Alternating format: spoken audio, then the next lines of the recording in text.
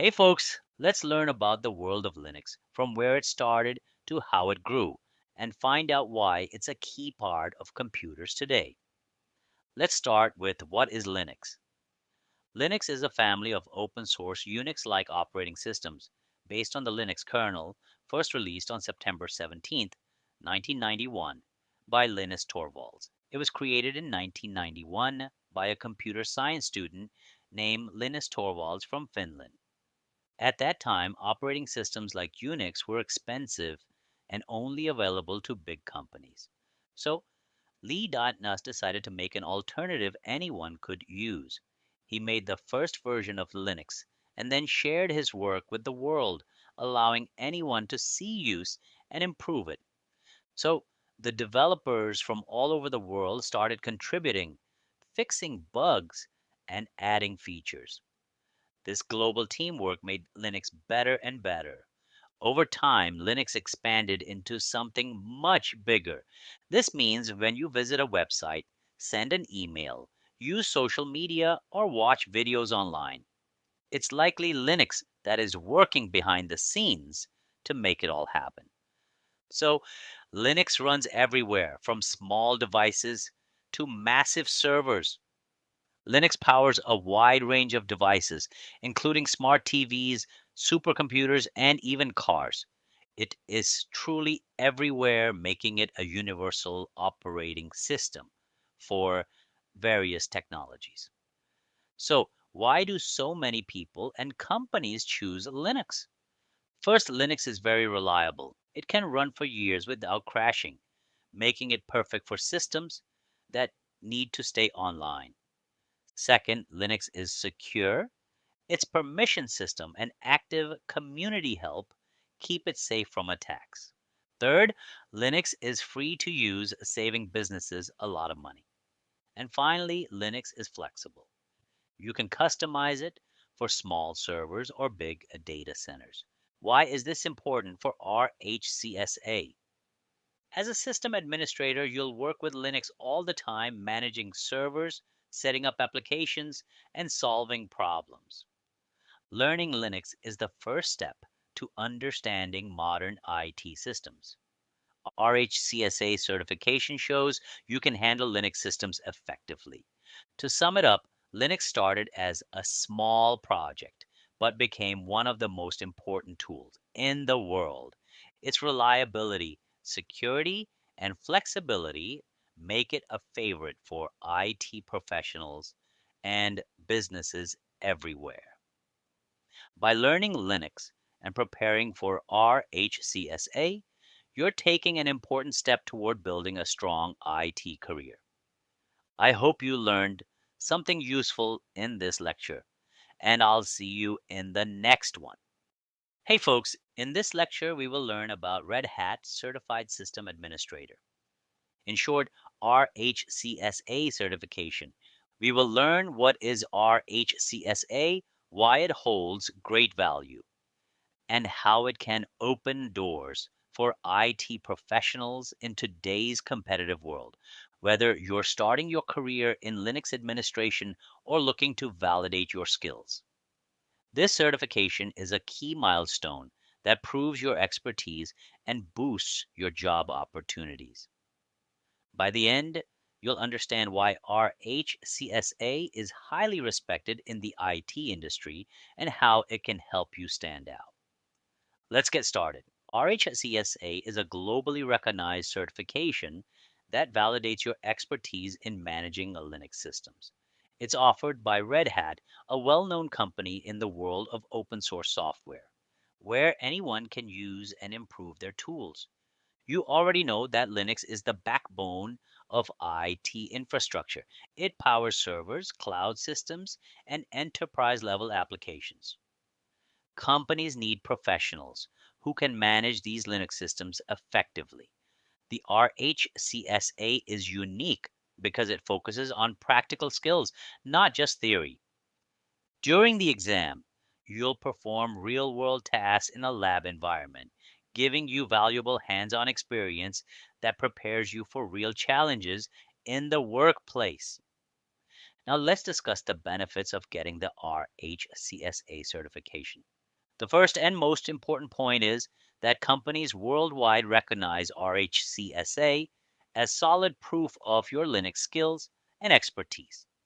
The second benefit is that it opens the door to advanced certifications, such as the Red Hat Certified Engineer, which builds on the skills you learn with RHCSA.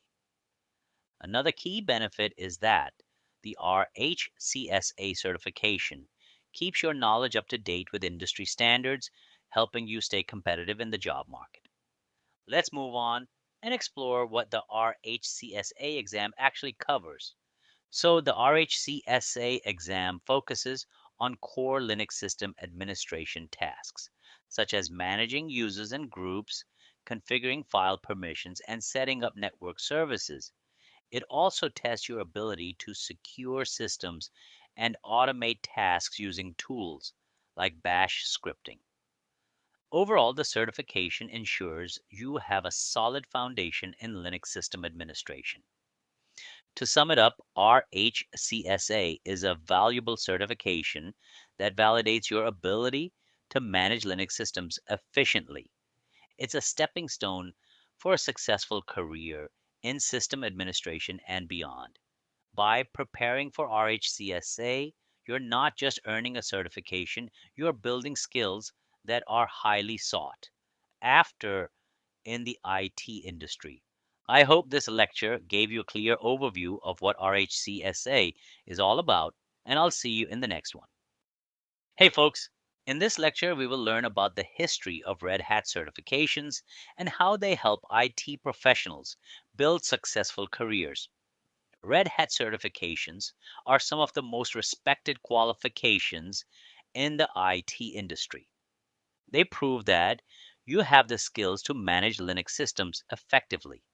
In 1999, Red Hat introduced its first certification, the Red Hat Certified Engineer, in short RHCE. At that time, Linux was becoming popular as a cost-effective and open alternative to traditional operating systems.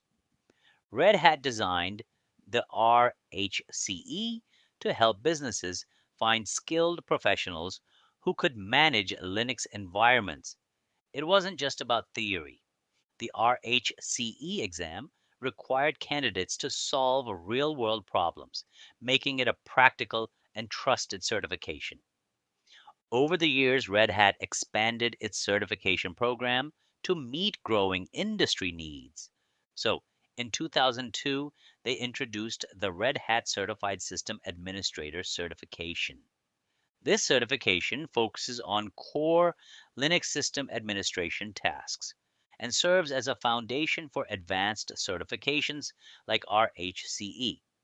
Red Hat certifications are unique because they emphasize practical knowledge. The exams are performance based.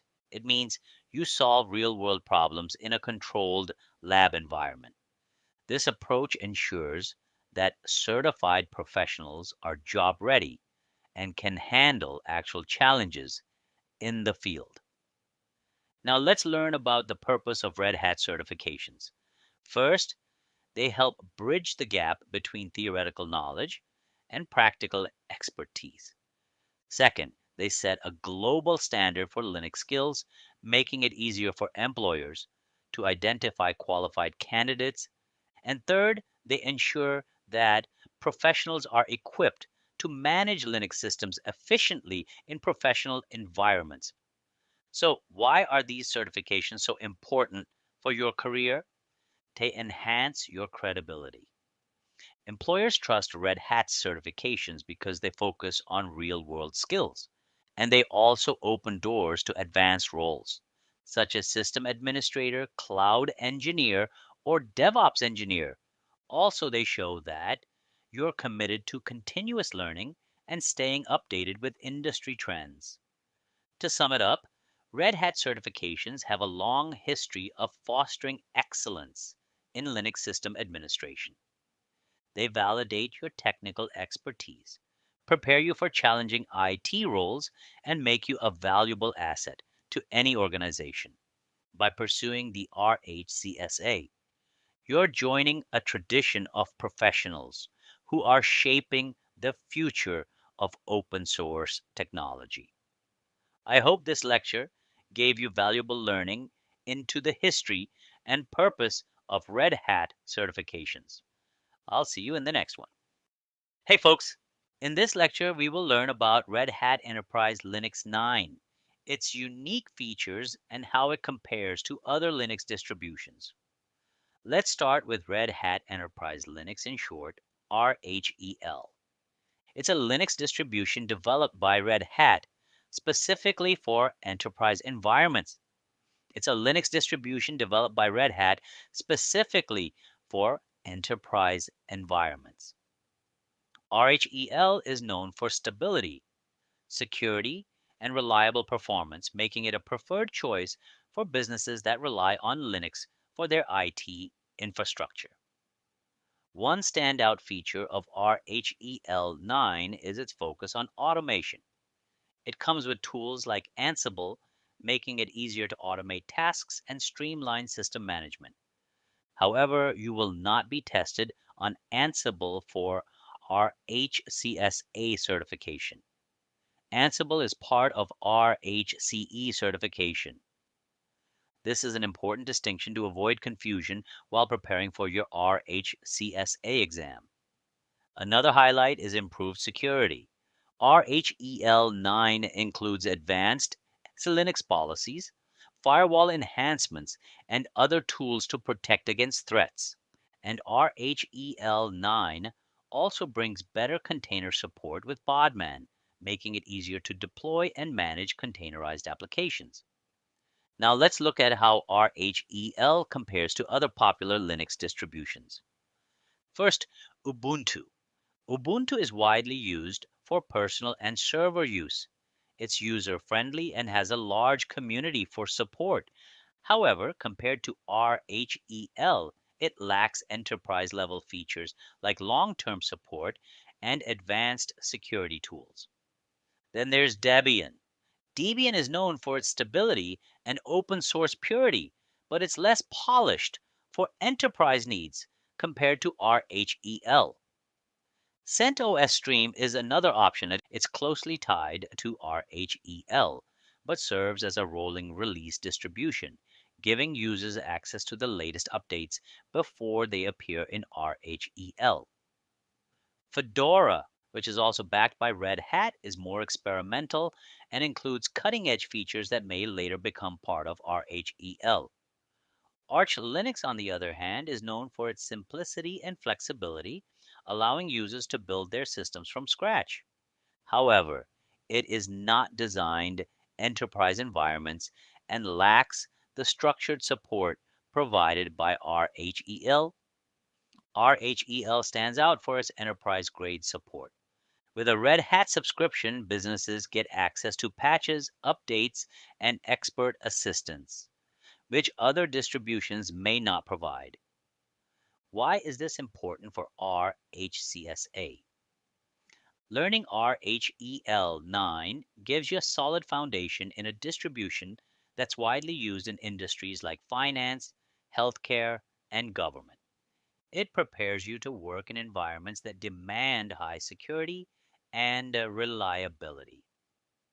RHEL integration with Red Hat, tools like Satellite and Ansible makes it an excellent choice for professionals aiming to specialize in automation and centralized management. To summarize, RHEL 9 is a powerful distribution designed for enterprise environments, offering unmatched stability, security, and support.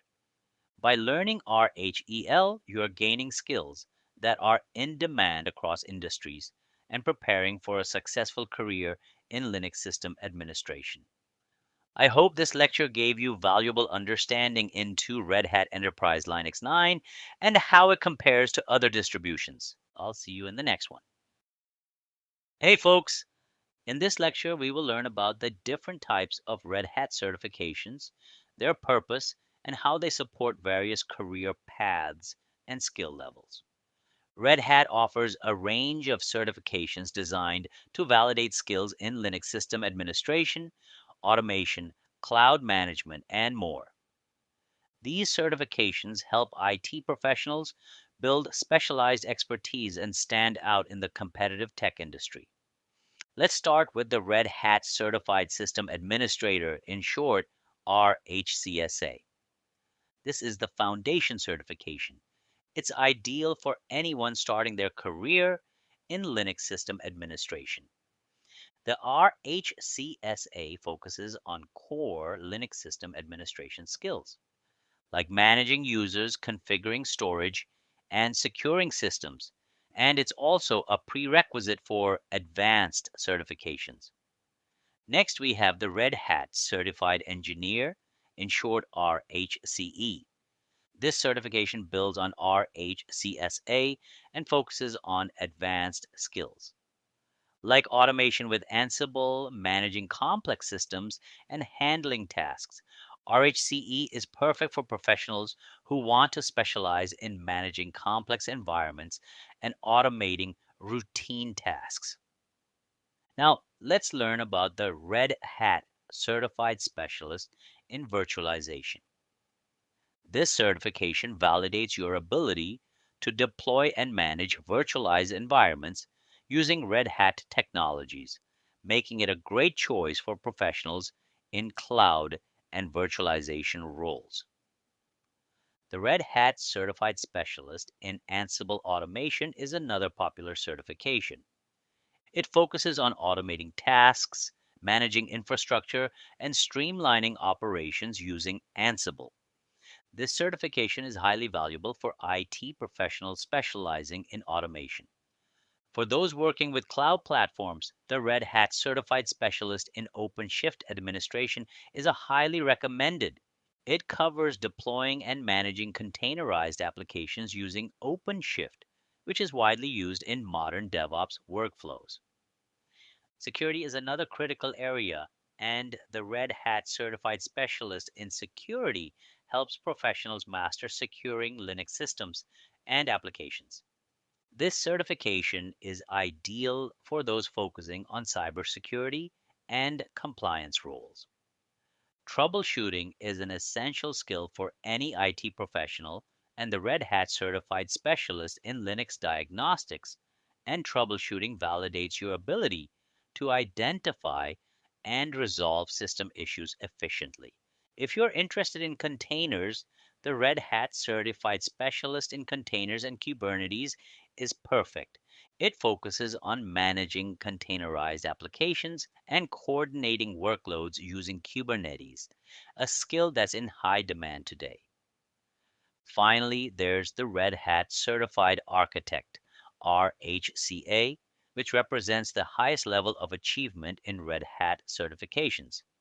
RHCA is achieved by earning multiple Red Hat certifications, allowing professionals to customize their expertise in areas like automation, security, or cloud computing. Why are these certifications important?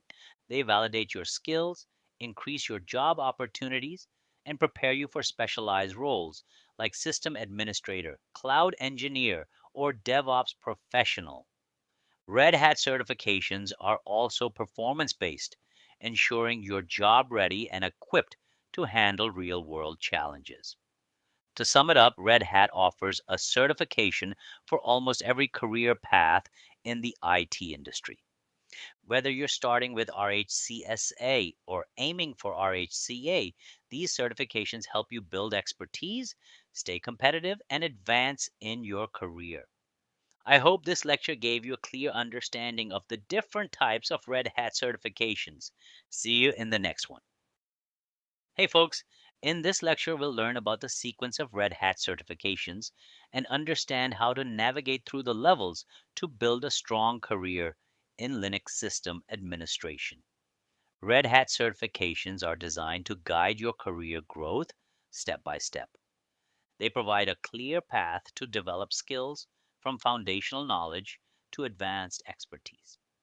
The journey begins with the Red Hat Certified System Administrator, RHCSA is the starting point for anyone pursuing a career in Linux system administration. It focuses on core skills like managing users, configuring storage, securing systems, and performing basic troubleshooting. Passing the RHCSA exam shows that you have the essential knowledge to manage Linux systems and opens the door to your first job as a system administrator.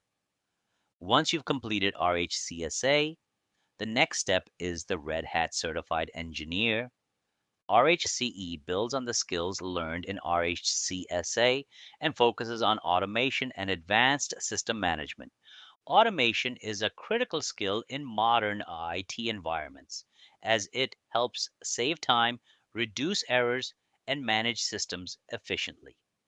Earning the RHCE certification demonstrates your ability to manage complex systems and prepares you for higher level roles like senior system administrator or DevOps engineer. After RHCE, you can learn Red Hat Certified Specialist certifications to focus on specific technologies. These certifications allow you to specialize in areas like containers, OpenShift, security, or automation with Ansible. For example, if you're interested in cloud technologies, the Red Hat Certified Specialist in OpenShift administration is an excellent choice. Specialist certifications are perfect for expanding your knowledge and making yourself stand out in a competitive job market. At the highest level, we have the Red Hat Certified Architect. RHCA is for those who aim to master multiple areas of Red Hat technologies. To achieve this certification, you'll need to earn several specialist certifications, which lets you tailor your expertise based on your career goals. RHCA is recognized as a prestigious certification that reflects deep knowledge and leadership in Linux and open source solutions. Following this sequence of certifications not only helps you build expertise, but also ensures a structured approach to your career development.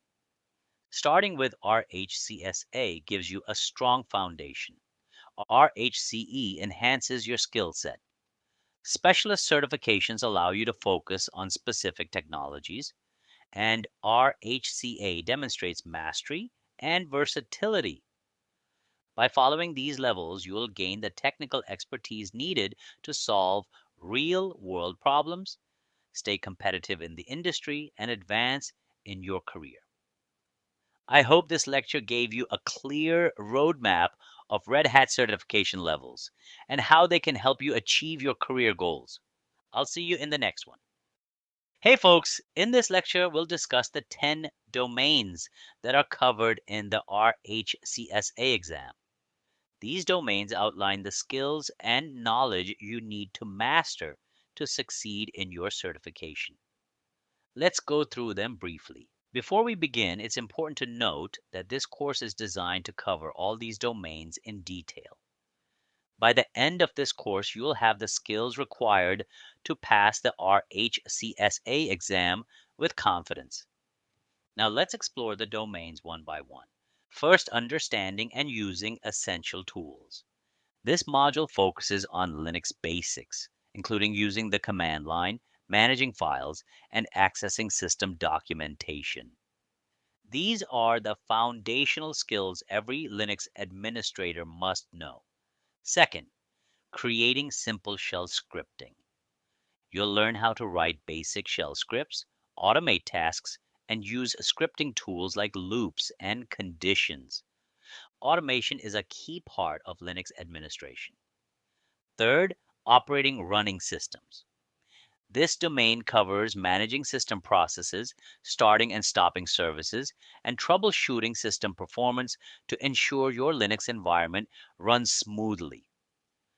Fourth, configuring local storage. You'll learn to manage partitions, logical volumes, and disk storage to optimize and configure storage solutions in a Linux system. Fifth, creating and configuring file systems. This section focuses on formatting, mounting, and managing file systems, as well as setting up shared directories for better collaboration. Sixth, deploying, configuring, and maintaining systems. You'll work on software management, scheduling tasks, and configuring system boot settings to maintain a stable Linux environment. Seventh, managing basic networking. This domain includes configuring IP addresses, managing network services, and ensuring proper communication between systems. Eighth, managing users and groups. You'll focus on creating user accounts, setting permissions, and managing access control to secure your Linux environment. Managing system security. This is a critical domain covering firewall configuration, SE Linux policies, and securing Linux systems from unauthorized access. Finally, managing containers. You'll be introduced to containerization, working with tools like Podman, and managing containerized applications. Throughout this course, we'll cover all these domains in detail, ensuring that you develop the skills necessary to pass the RHCSA exam and perform well in real-world Linux administration tasks. I hope this lecture gave you a clear overview of the RHCSA domains. I'll see you in the next one. Hey folks, in this lecture we'll learn the RHCSA exam format and what you need to know before taking the exam. Understanding the structure, duration, and tasks is key to preparing effectively and passing successfully. Let's start with the format of the exam. The RHCSA exam is performance-based. This means you won't be answering multiple choice questions. Instead, you'll perform real-world tasks on a live system. This hands-on approach ensures you demonstrate your skills practically, which makes the certification highly valuable in the IT industry. The exam is identified as EX200 and is designed for IT professionals aiming to validate their Linux system administration expertise. Now let's talk about the duration and cost of the exam. The RHCSA exam costs $500 and has a duration of 150 minutes or 2.5 hours. During this time, you'll need to complete various system administration tasks. To pass the exam, you'll need to score a minimum of 210 out of 300, which is 70%. This ensures you have a solid understanding of the core topics required for Linux system administration. Registering for the exam is simple. You can visit the official Red Hat website and search for the RHCSA exam or just type RHCSA registration into Google. From there, you can select your preferred exam format and location. On average, the exam includes 15 to 20 questions, and each question corresponds to a specific task or set of tasks. The exam is scored based on the accuracy of your solutions. Partial credit may be awarded for partially completed tasks, so always attempt every question. There is no penalty for trying different approaches, so focus on solving the problems effectively. You can expect the results within 3 days of completing the exam. If you don't pass on your first attempt, Red Hat offers one free retake, giving you another chance to achieve success. Now let's discuss the exam environment. Red Hat provides both classroom and virtual exam options. You can choose the option that works best for you based on your location and convenience. To help you prepare, Red Hat offers a free exam skills assessment on their website. You can access it at skills.ol.redhat.com to test your readiness and identify areas where you need more practice. Additionally, study materials and hands-on lab environments are crucial for preparation. Make sure to review the RHCSA objectives, practice command line tasks, and simulate real-world scenarios to build your confidence. To sum it up, the RHCSA exam is a hands-on practical test that evaluates your ability to manage Linux systems effectively. By understanding the format, exam duration, and preparation strategies, you'll be well equipped for success. By mastering these skills, you'll not only pass the exam, but also position yourself as a capable Linux administrator ready for real world challenges. I hope this lecture gave you a clear overview of what to expect in the RHCSA exam. Best of luck with your preparation, and I'll see you in the next one. Hey, folks. In this lecture, we'll go over the prerequisites for the RHCSA exam. Understanding these foundational skills and knowledge areas is crucial to ensuring your success. Before diving into the exam, it's important to make sure you're prepared with the basics. First and foremost, familiarity with Linux systems is key. If you use Linux as a user or administrator before, that's a great start. Understanding basic Linux commands is essential. Commands like ls or cd, mkdir, and rm will form the foundation for more advanced tasks. Next, you should have a clear understanding of how to work with the Linux file system. This includes navigating directories, managing files, and understanding file permissions. It's also helpful to be comfortable with text editors like Vim or Nano, as you'll use these to edit configuration files during the exam. Networking basics are another important area. Knowing how to configure IP addresses, manage network interfaces, and troubleshoot basic connectivity issues is crucial. You should also have some experience with user and group management, including creating accounts, setting permissions, and managing access. Let's not forget about scripting. While you don't need to be an expert, having a basic understanding of shell scripting will help you automate tasks during the exam. Lastly, make sure you're familiar with the RHCSA objectives. Red Hat provides a detailed list of exam topics, which can serve as a roadmap for your preparation. To help you prepare, there are many study resources available. These include the official Red Hat training courses, online tutorials, and practice labs. Practicing in a lab environment is especially helpful. Set up a virtual machine with RHEL or a similar Linux distribution to simulate real-world scenarios. Remember, the RHCSA exam is performance-based, so hands-on experience is your best friend. By covering these prerequisites, you'll build a strong foundation for the exam and set yourself up for success. I hope this lecture gave you a clear understanding of what you need to prepare for the RHCSA exam. Best of luck with your preparation, and I'll see you in the next one. Hey folks, in this lecture we'll explore how to download, install, and configure VirtualBox as a virtualization platform. This is an essential step in setting up a safe and controlled lab environment where you can practice RHCSA objectives. Let's get started by downloading VirtualBox.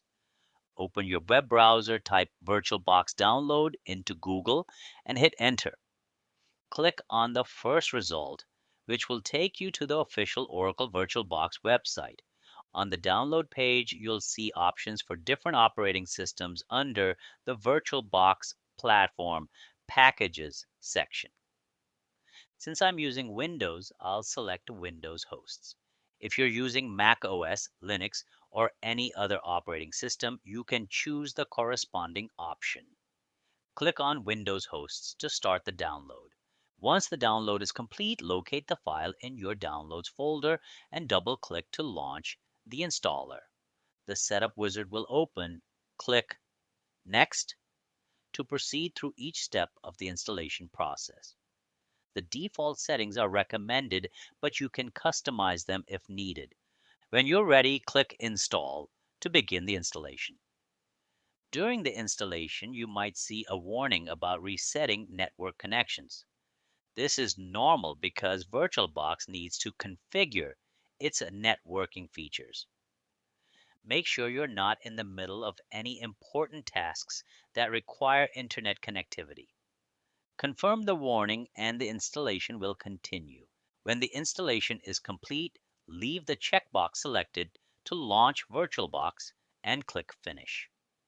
You'll now see the Oracle VirtualBox Manager interface.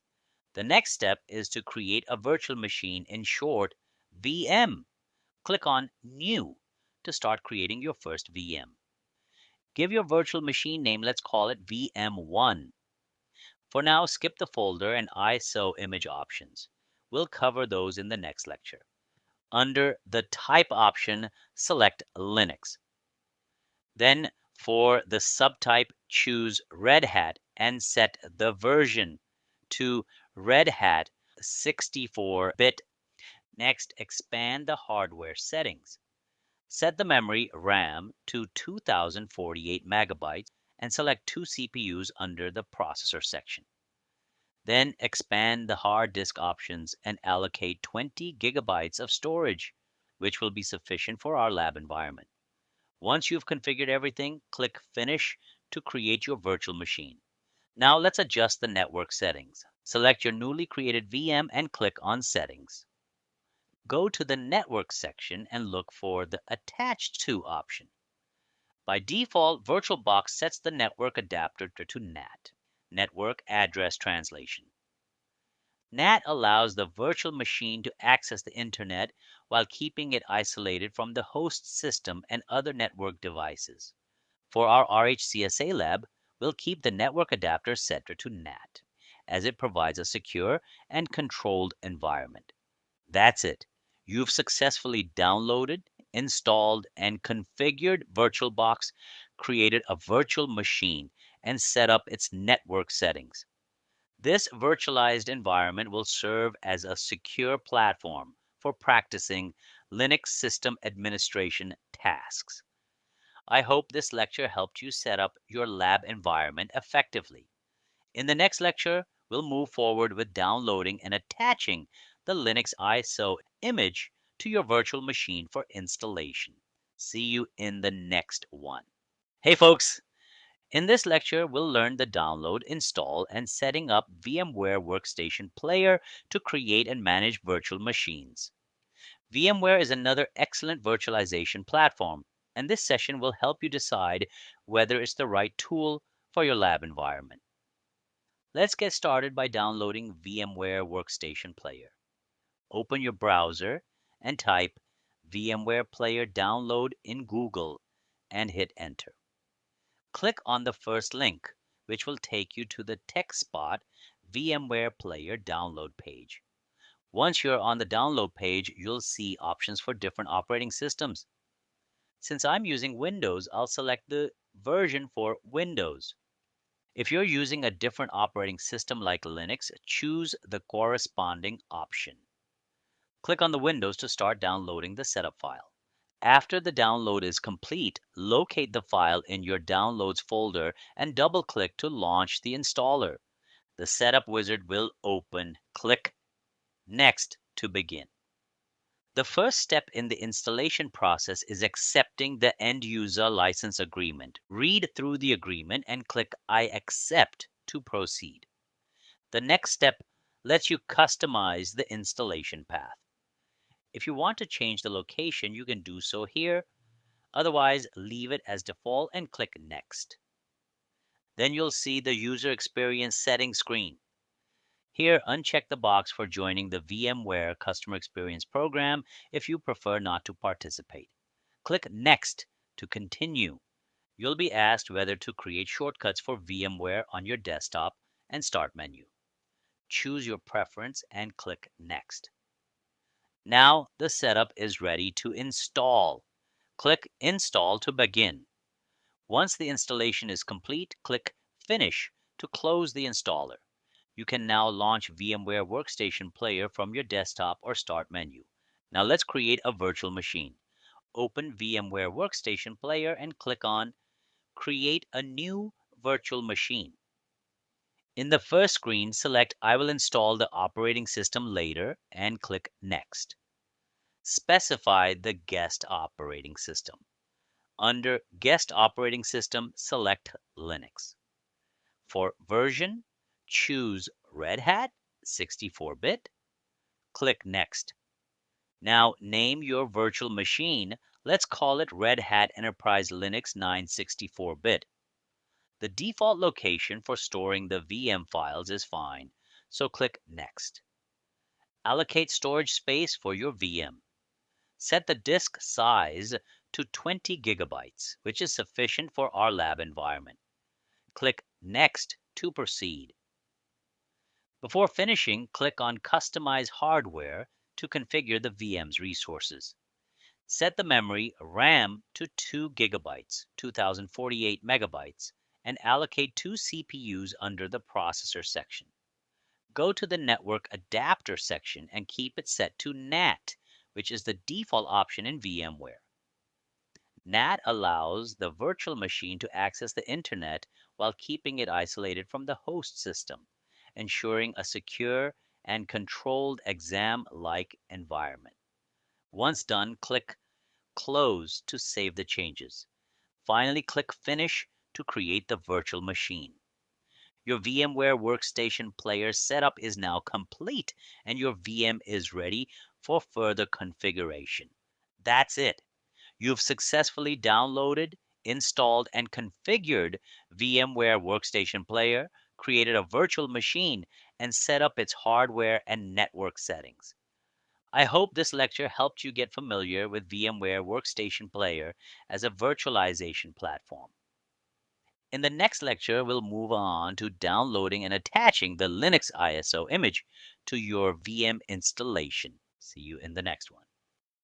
Hey folks, in this lecture, we'll learn how to download the official ISO image for Red Hat Enterprise Linux 9, in short RHEL 9. This is an essential step to set up our lab environment for practicing RHCSA objectives. Let's get started. First, open your web browser and search RHEL 9 download. The first link in the search results should be from the Red Hat developer website. Click on it to go directly to the official download page for Red Hat Enterprise Linux. On the download page, navigate to the All Downloads section. Expand the section for Red Hat Enterprise Linux 9.5 and look for the option labeled x86-64 DVD ISO and click on Download. Before proceeding with the download, you'll need a Red Hat account. If you don't already have one, click on the Register for a Red Hat account option. Fill out your details and create an account. It's free and quick to set up. Having this account is necessary for accessing the ISO file. If you already have an account, simply log in with your credentials. After logging in, click on the Download button and your RHEL9 ISO file will start downloading. Keep in mind that the file size is quite large, so ensure you have a stable internet connection and enough free storage space on your system. Downloading the RHEL 9 ISO ensures you're working with the official verified version of the operating system. This is crucial for compatibility with your virtualization platform and for ensuring a smooth installation process in the upcoming lectures. That's all for this lecture. You now know how to download the RHEL 9 ISO image.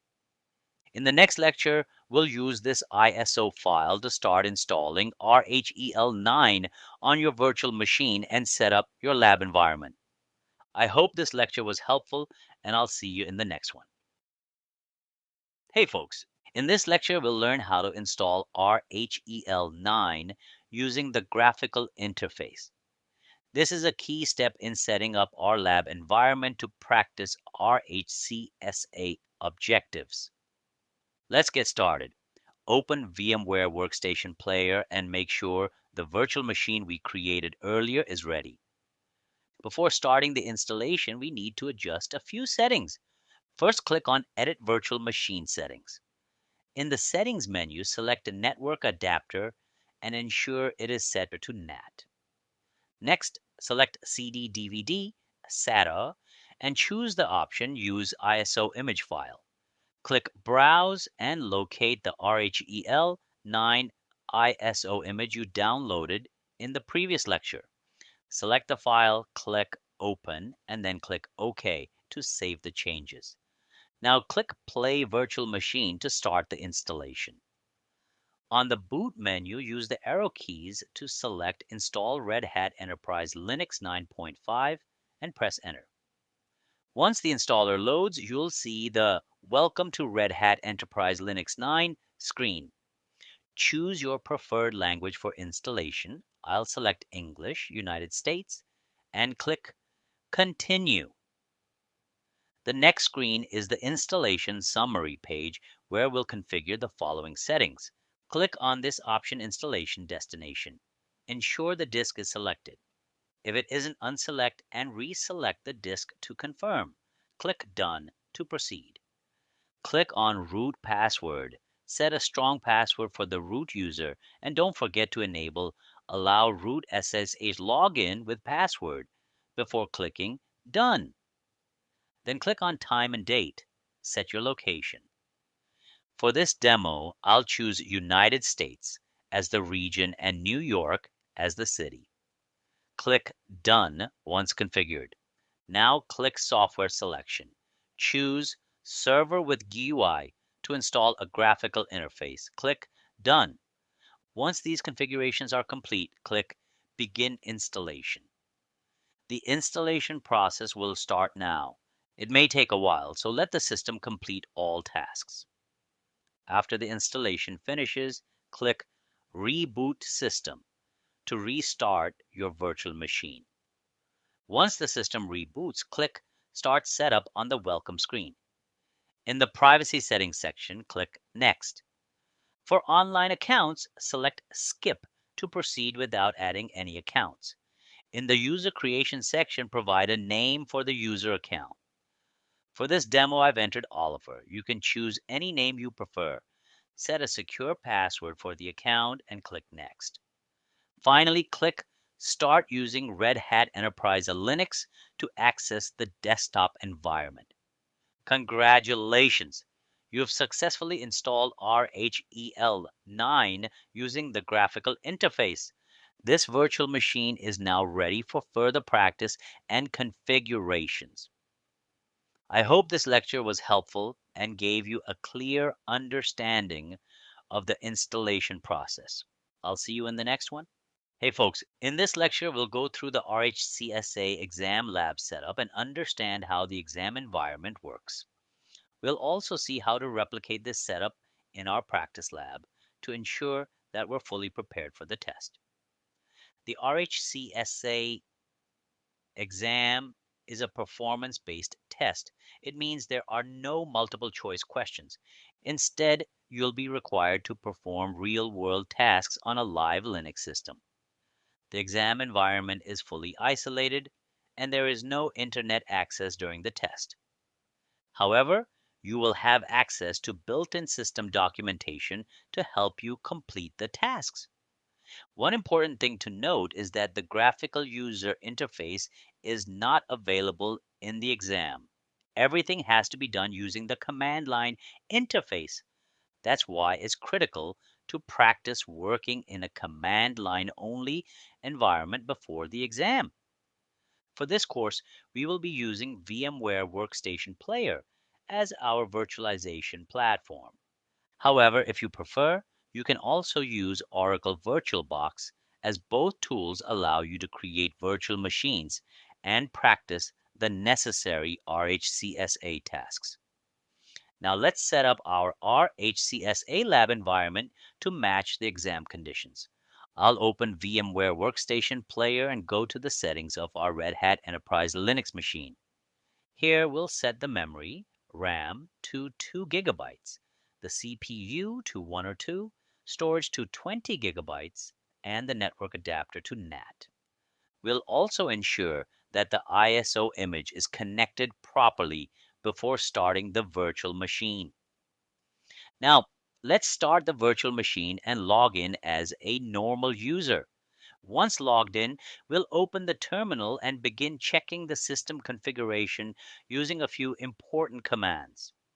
First, I'll run hostname CTL to verify the system's hostname and OS details. This command helps ensure that we're working on the correct system and can be useful when troubleshooting. Next, I'll check the network configuration by running IPA. This command displays the system's network interfaces and assigned IP addresses, which is important when configuring networking in the exam. To check available storage and partitions, I'll run df-h. This gives a human-readable output of the disk space usage and helps in managing storage effectively. Now, I'll use command whoami to confirm the current logged-in user. This is helpful when switching users or performing administrative tasks in the exam. Finally, I'll use pwd command to check the current working directory. This helps ensure that we are in the correct location before running any commands that modify files or directories. In the RHCSA exam, you won't be able to use copy-paste functionality, so you need to type all commands manually. That's why practicing CLI navigation and commands without a GUI is essential.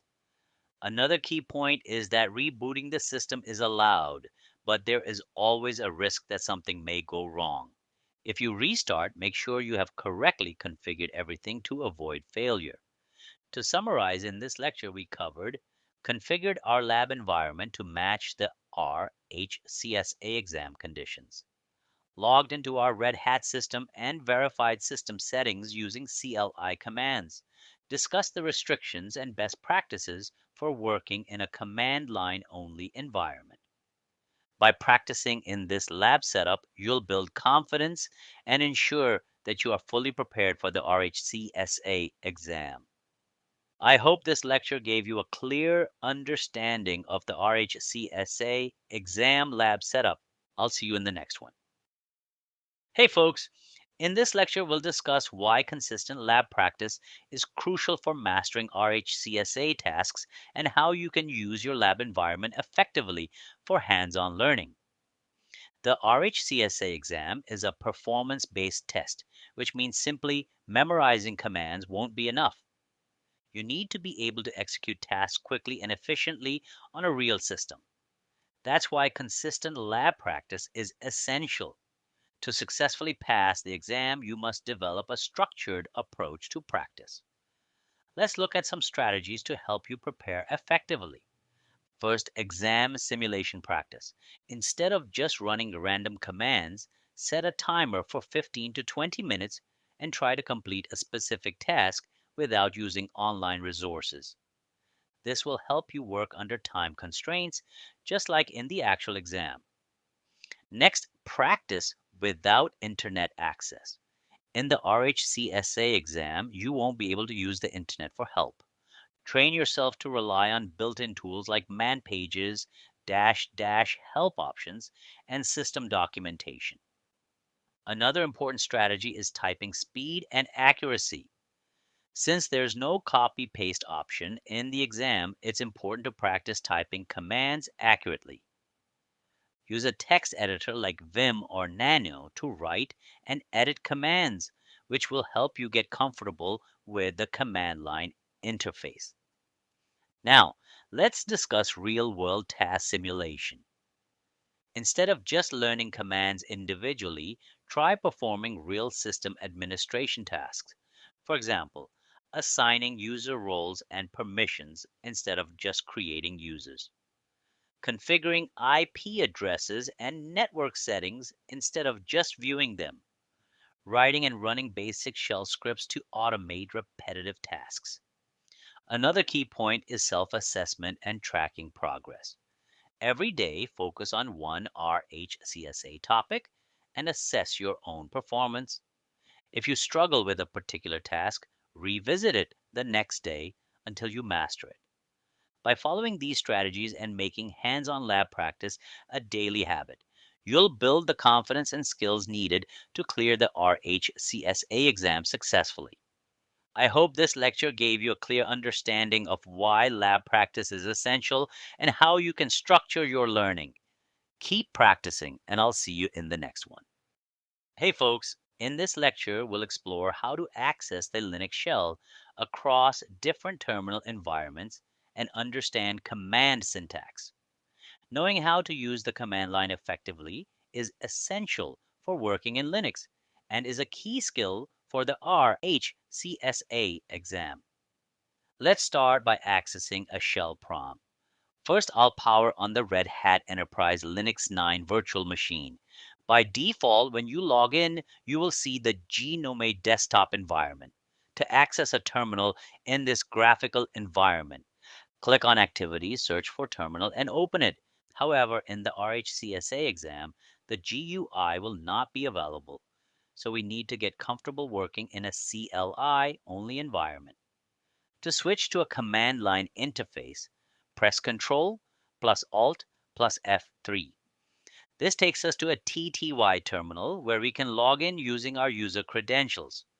Once logged in, we are now working in a non-graphical shell. Now let's check which shell we are currently using by running echo $sign shell. This command prints the default shell assigned to the user.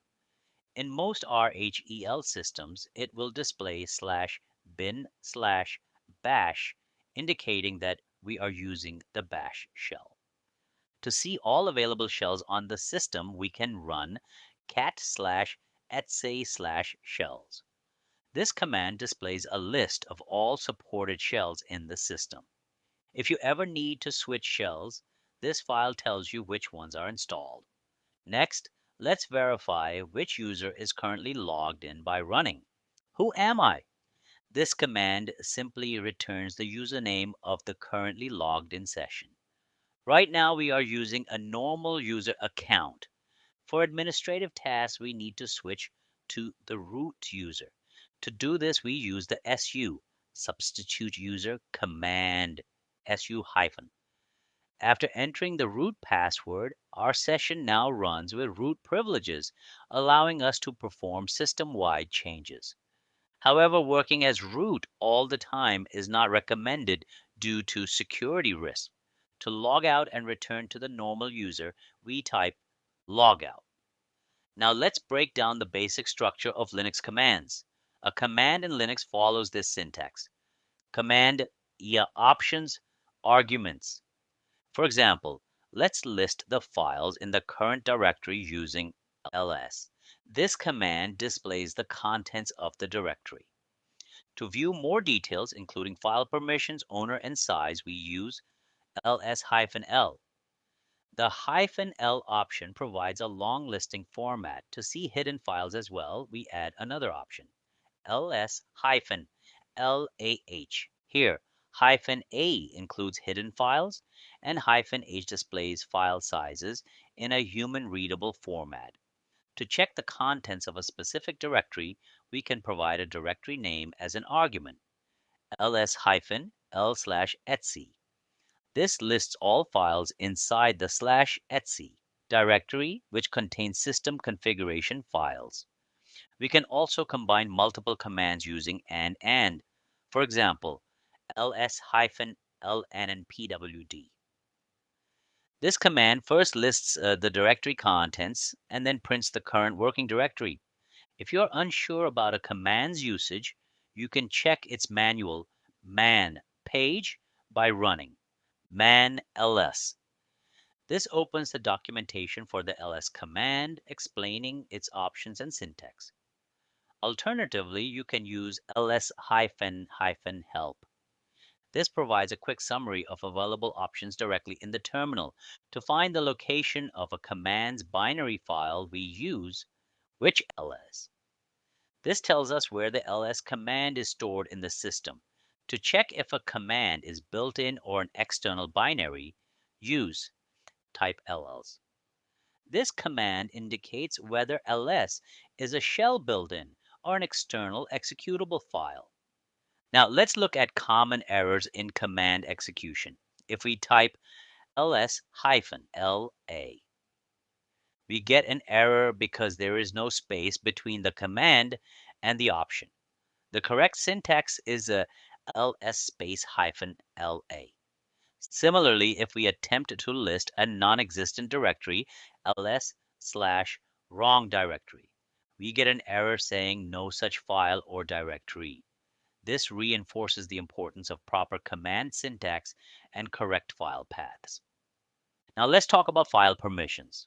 If we try to view the /etc/shadow file, which contains password hashes using cat/etc/shadow, we receive a permission denied error because normal users do not have access to this file. However, if we use sudo, which allows us to execute commands as a super user, we can view it sudo cat/etc/shadow. This command will work after entering our password.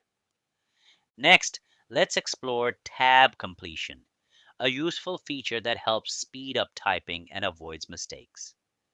If we type part of a directory name and press tab, the system automatically completes it. cd/etc/syst tab. It expands to cd/etc/system. Similarly, we can try cd/ho tab, which expands to cd/home, and pressing tab again after typing part of a username cd/home/o tab completes to cd/home/Oliver. Now let's check the history of previously executed commands.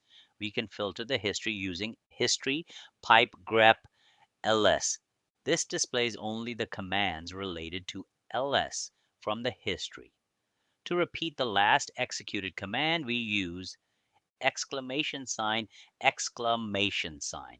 This executes the most recent command again. To navigate into the last directory we listed, we can use ls/var/log and then quickly enter that directory using cd exclamation sign $sign. The exclamation sign $sign expands to the last argument of the previous command, saving us time. Understanding the shell prompt, command syntax, and execution errors is essential for mastering Linux and performing well in the RHCSA exam. By regularly practicing these concepts, you'll be well prepared to work efficiently in a command line environment. I hope this lecture gave you a solid foundation for accessing the shell and using command syntax correctly. Keep practicing, and I'll see you in the next one. Hey folks, in this lecture, we'll learn input and output redirection in Linux. Understanding how to control command outputs is essential for RHCSA certification and real-world Linux administration. Let's get started by powering on our Red Hat Enterprise Linux machine in VMware Workstation and opening a terminal. Understanding redirection in Linux. Redirection in Linux allows us to control where command output is stored or processed. Instead of displaying results on the screen, we can redirect output to files, append data, capture errors, or use pipes to pass output between commands.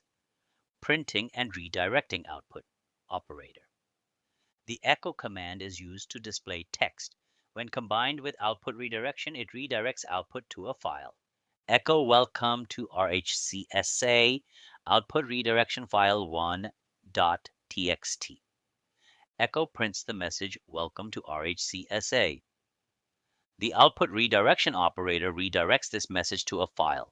If file 1.txt exists, its content will be overwritten.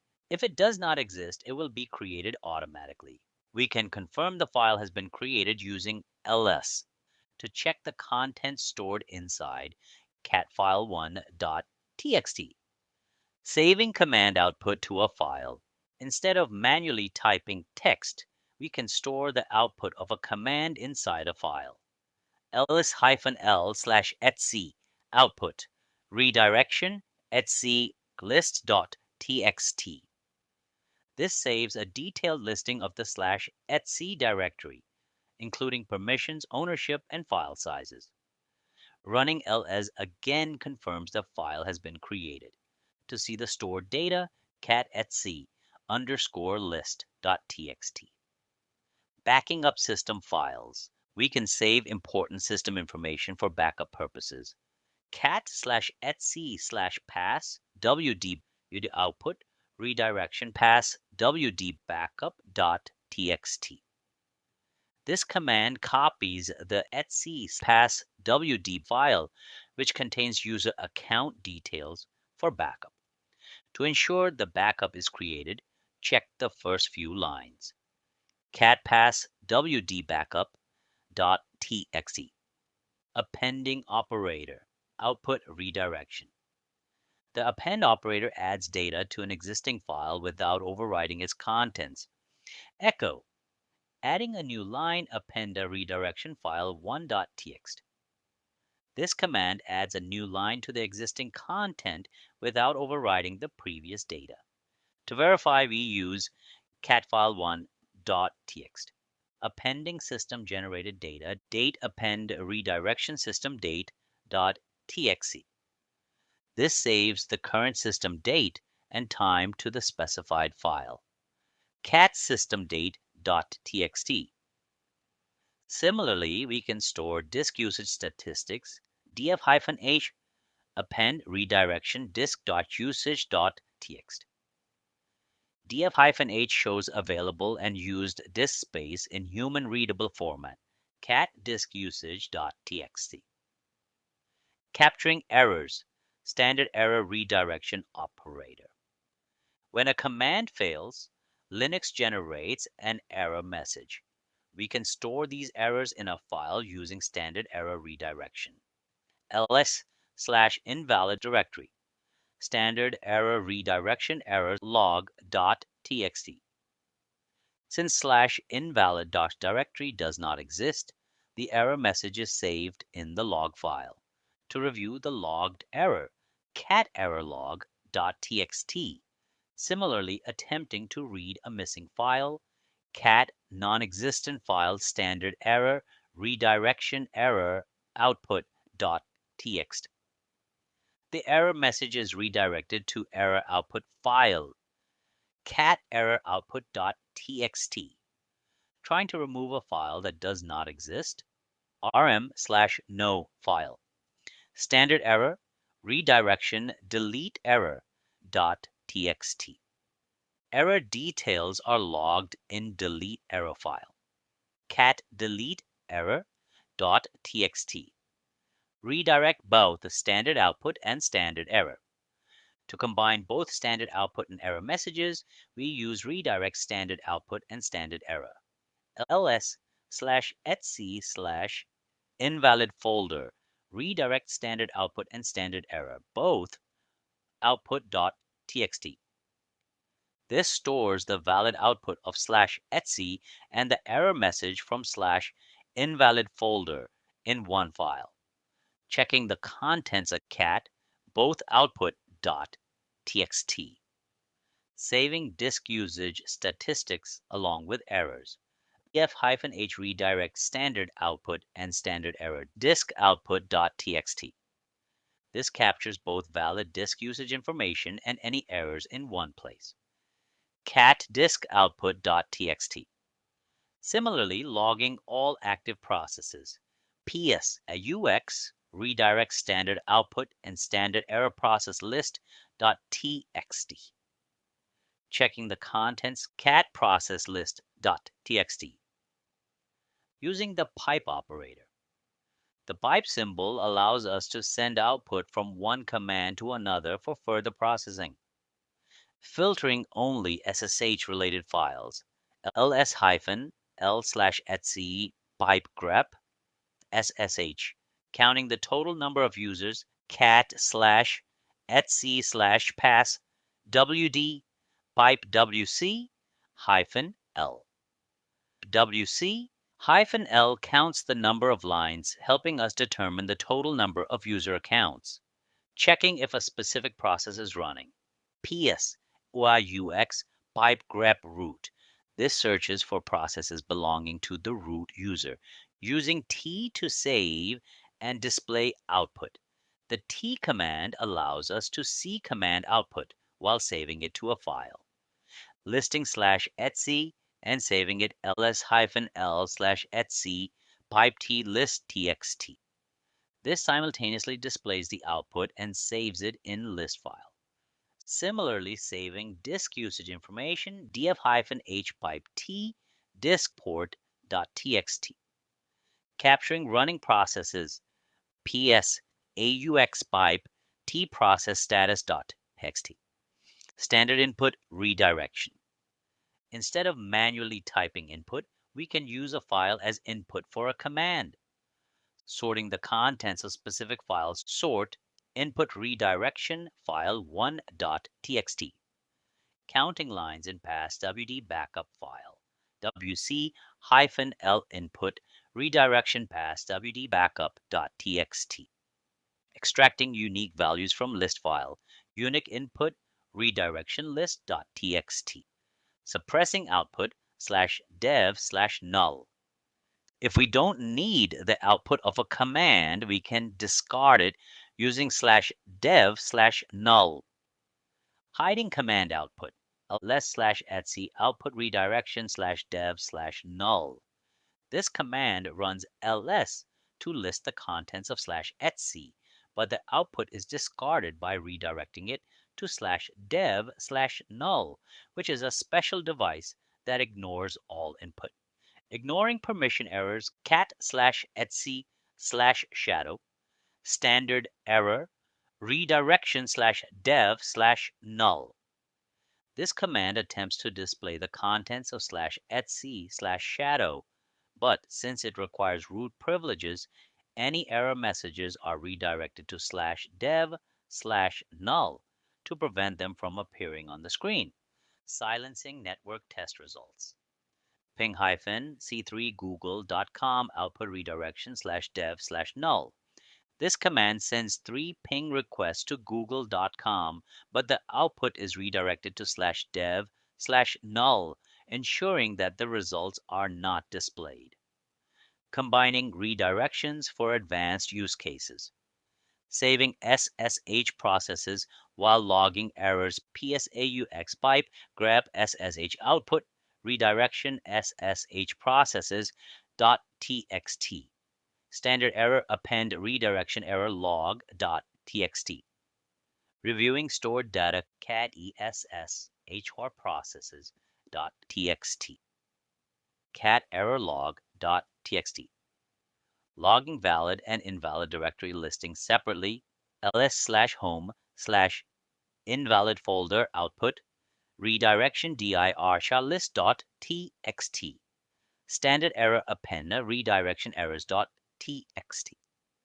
Check-in saved content cat dir underscore list.txt. Cat errors.txt. Finding all .conf files while logging errors. Find / name *conf output redirection config files.txt. Standard error append redirection error log.txt. Displaying stored data cat config files.txt. To summarize, in this lecture, we covered essential redirection techniques. Output redirection operator to a file, overriding existing content. Append a redirection operator appends output without overriding. Standard error redirection captures errors separately. Redirect standard output and standard error. Pipe passes output between commands. T saves output while displaying it. Standard input redirects input from a file. /dev/null discards unwanted output. Combining redirections for advanced workflows. Mastering these techniques is critical for RHCSA and real-world Linux administration. Keep practicing, and I'll see you in the next one. Hey folks, in this lecture, we'll learn how to analyze text using the grep command and regular expressions in Linux. Searching and filtering text efficiently is a critical skill for RHCSA certification and real-world Linux administration. The grep global regular expression print command allows us to search for patterns inside files or command outputs.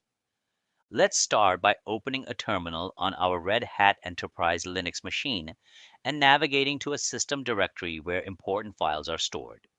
cd/etc This ensures we are in the correct location to work with system configuration files. Basic grep search. The simplest way to use grep is to find a specific word in a file. Let's search for root in the system's user account information. Grep root /etc/pass wd. This command displays all lines containing the word root. To make the search case insensitive, we add the -i option grep -i root /etc/pass wd. Now, whether root appears in uppercase or lowercase, it will still match. If we want to count occurrences instead of displaying the lines, we use -c grep -c root /etc/pass wd. This returns the total number of matches. We can also search in multiple files at the same time. For example, let's look for users who use bash as their shell. Grep bash /etc/pass wd /etc/group. This helps us find both user and group entries related to bash. Filtering system logs. System logs contain important messages, but they often require root permissions. Let's attempt to find system errors in the log files. Grep error /var/log/messages. If we receive a permission denied error, we use sudo to run the command with elevated privileges. Sudo grep error /var/log/messages. This will display all lines containing the word error, helping us troubleshoot system issues, excluding numbering and locating matches. To remove specific lines from results, we use the -v option. This command filters out entries that contain the word root. Grep -v root /etc/pass wd. This is useful when we need to omit unwanted data. For line numbers, the -n option is helpful. Grep -n /etc/services. This makes it easy to pinpoint where matches appear. Using regular expressions in grep. To match lines that begin with a specific word, we use the caret symbol. Grep caret root /etc/pass wd. This ensures only entries that start with root are shown. To match entries ending with a certain pattern, we use $sign grep /bin/bash/etc/pass wd. Here, only users whose login shell is bash will be displayed. To find any line containing a number, we use grep 0-9/etc/pass wd. This command highlights any occurrence of a digit within the file. To locate SSH users that are restricted from logging in, we search for both SSHD and no login. Grep /sd.*no/login/etc/pass wd. The dot* means any number of characters can exist between the two words, filtering files and running services. Many system configuration files use the .conf extension. To list them, we filter the output of ls-l/etc pipe grep .conf. This isolates only the configuration files from the listing. To check if the SSH service is running, we combine ps aux with grep ps aux pipe grep sh. This allows us to filter active processes related to SSH. To find CPU-related messages in system logs, we run dmessage pipe grep -i CPU.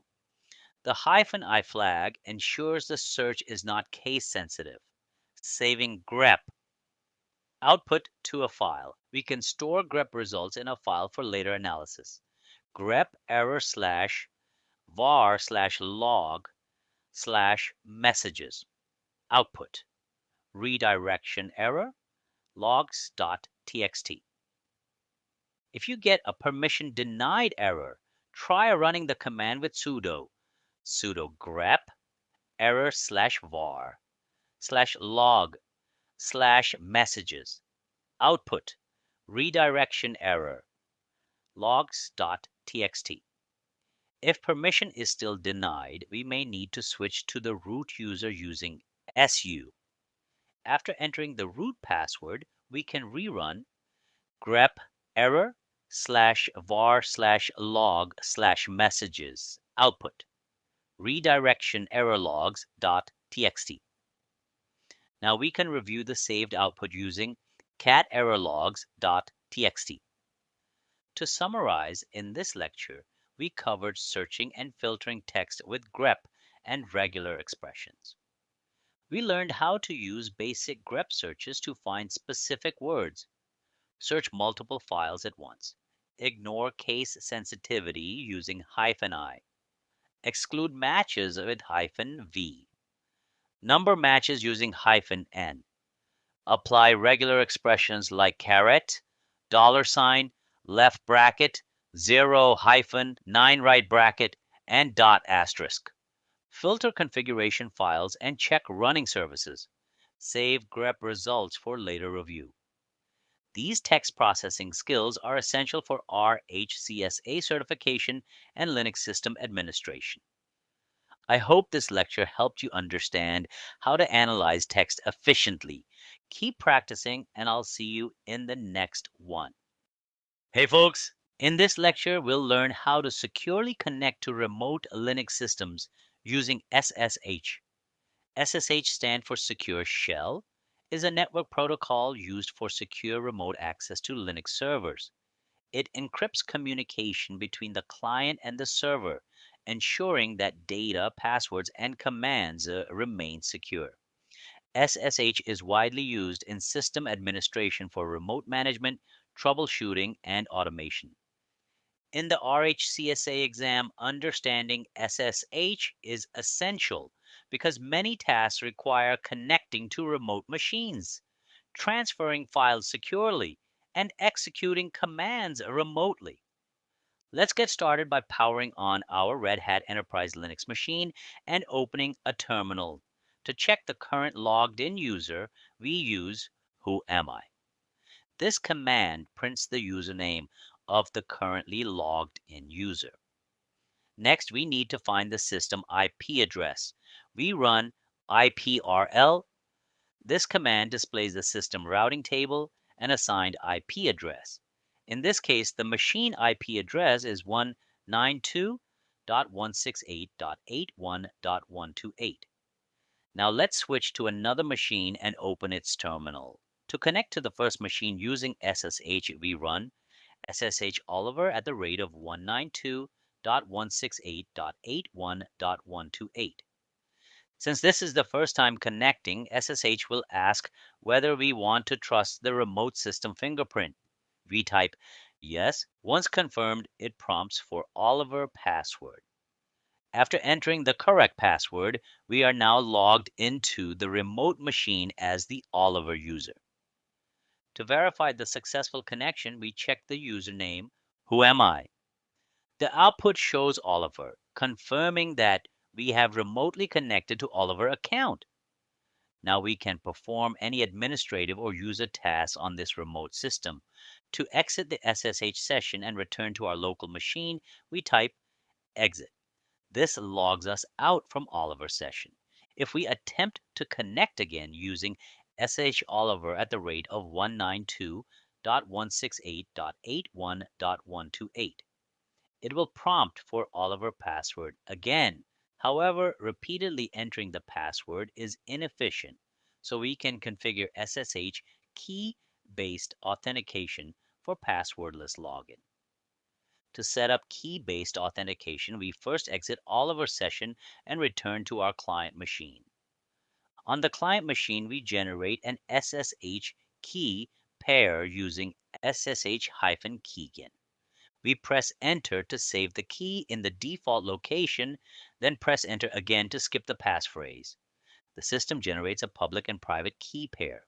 To verify the keys have been created, we check the .ssh directory, ls.sh/, The output displays ID RSA private key and ID RSA.pub public key. Next, we need to copy the public key to the remote machine so we don't have to enter the password every time. We use SSH-copy-ID Oliver at the rate of 192.168.81.128. The system prompts for Oliver password one last time. After entering it, the key is added to the remote machine and the system confirms. Number of keys added 1. Now let's test the setup. We connect to Oliver machine again. SH Oliver at the rate of 192.168.81.128. This time we are logged in without entering a password, confirming that SSH key-based authentication is working correctly. We can also use PutTY, a popular SSH client for Windows, to connect to Linux machines. We open PuTTY, enter the remote machine IP address 192.168.81.128 in the host name field and click Open. When prompted, we enter the username Oliver followed by Oliver password. After successful authentication, we gain remote access to Oliver's system. If we need to access a Linux machine from a Windows terminal, we open the command prompt and run SSH Oliver at the rate of 192.168.81.128. Again, we type yes to accept the fingerprint, enter Oliver password, and successfully connect to the remote system. To summarize, in this lecture, we covered what is SSH and why it is important for RHCSA certification. Logging into a remote system using SSH. Setting up SSH key-based authentication for passwordless login. Using PuTTY to access a remote Linux machine. Accessing Linux from a Windows terminal using SSH. SSH is a fundamental tool for system administrators, allowing secure remote access and management of Linux systems. Mastering SSH is crucial for passing the RHCSA exam and efficiently managing servers in real-world environments. I hope this lecture helped you understand how to securely access remote systems. Keep practicing, and I'll see you in the next one. Hey folks, in this lecture we will learn about logging in and switching users in a multi-user Linux environment. Linux is a multi-user operating system, meaning that multiple users can access the system simultaneously. This is a key concept in system administration and is frequently tested in the RHCSA exam. To manage users effectively, we need to understand how to check active users, switch between them, and execute commands with elevated privileges. Now, let's log into our Red Hat Enterprise Linux system and open a terminal, checking logged in users. First, let's check which user is currently logged in. We use the who am I command. Who am I? This command prints the username of the current session. Next, let's check all the users currently logged into the system using who. This command displays a list of active users along with their login details such as terminal session and login time. To get a more detailed view, we use the W command. This shows a detailed summary of all logged in users, including their current processes, idle time, and load average. Switching users with SU. The SU is substitute user command allows us to switch to another user account without logging out. Let's switch to another user called Oliver by running su-oliver. The hyphen ensures that we load the full environment of the target user. After entering the password for Oliver, we confirm the switch by running who am I. If we want to return to our original user, we type exit. This command logs out from the Oliver user session and brings us back to our previous user. Switching to the root user. The root user has full administrative privileges over the system. To switch to the root user, we use su-. After entering the root password, we verify our session by running who am I. Since the root user has unrestricted access, we need to be careful when performing administrative tasks. To exit the root session and return to the previous user, we type exit. This command logs out of the root session and takes us back to our original user. Executing commands as another user with sudo. Instead of switching accounts, we can run commands as another user while remaining in our current session using sudo. The sudo superuser do command allows a regular user to execute commands with administrative privileges. For example, let's try to read the /etc/shadow file, which stores encrypted passwords and requires root access. Sudo cat /etc/shadow. Since this file is restricted, normal users cannot access it directly. When prompted, we enter our user password and the command executes as root, displaying the file's content. To check which commands our user can run with sudo, we use sudo-l. This lists all commands the current user can execute with sudo privileges. However, when I run this command as the John user, it did not execute because John does not have sudo privileges by default. If a user needs administrative privileges, we must add them to the wheel group, which grants root-like permissions. First, we switch to the root user su-. Next, we add the user John to the wheel group user mod-a gwheel John. Now let's verify that John is part of the wheel group. Groups John. If wheel appears in the output, it confirms that John now has sudo privileges. To test, we switch to the John user su-John and then try to run sudo cat /etc/shadow and also try to run sudo-l. Since John now has sudo rights, the command should execute successfully after entering the password. To summarize, in this lecture we covered checking the current logged in user with who am I, listing all active users using who and w, switching users with su- and returning using exit, running commands as another user using sudo, granting sudo privileges by adding a user to the wheel group. Understanding how to log in and switch users is critical for RHCSA certification and real-world Linux administration. I hope this lecture helped you understand how to manage users efficiently. Keep practicing, and I'll see you in the next one. Hey folks, in this lecture we'll learn about archiving and compression in Linux. Archiving means combining multiple files into a single file, while compression means reducing the file size to save space and improve efficiency. These techniques are essential for backup management, file transfers, and storage optimization. In the RHCSA exam, understanding how to archive and compress files is crucial as administrators often need to manage system backups and optimize disk space. Archiving is done using the tar command, which stands for tape archive. It is used to bundle multiple files into a single archive without compression. Let's power on our machine and open a terminal to start the demonstration. tar-cvf archive.tar, file1.txt, file2.txt, file3.txt. This creates an archive named archive.tar containing file1, file2, and file3. The -c flag creates an archive. -v enables verbose mode to display progress, and -f specifies the file name. The output lists the files that were added to the archive. ls-l archive.tar.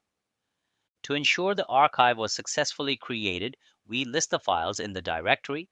The output confirms that archive.tar exists along with its size and other details. tar-t tvfarchive.tar. To check the contents of the archive without extracting it, we use this command. The output displays the file names stored inside archive.tar. tar-xvfarchive.tar. Extracting all files from the archive is done using this command. The extracted file names appear in the output. tar-xvfarchive.tarfile1.txt. If we only need to extract file 1 from the archive, we use this command. The output confirms that file 1.txt has been extracted.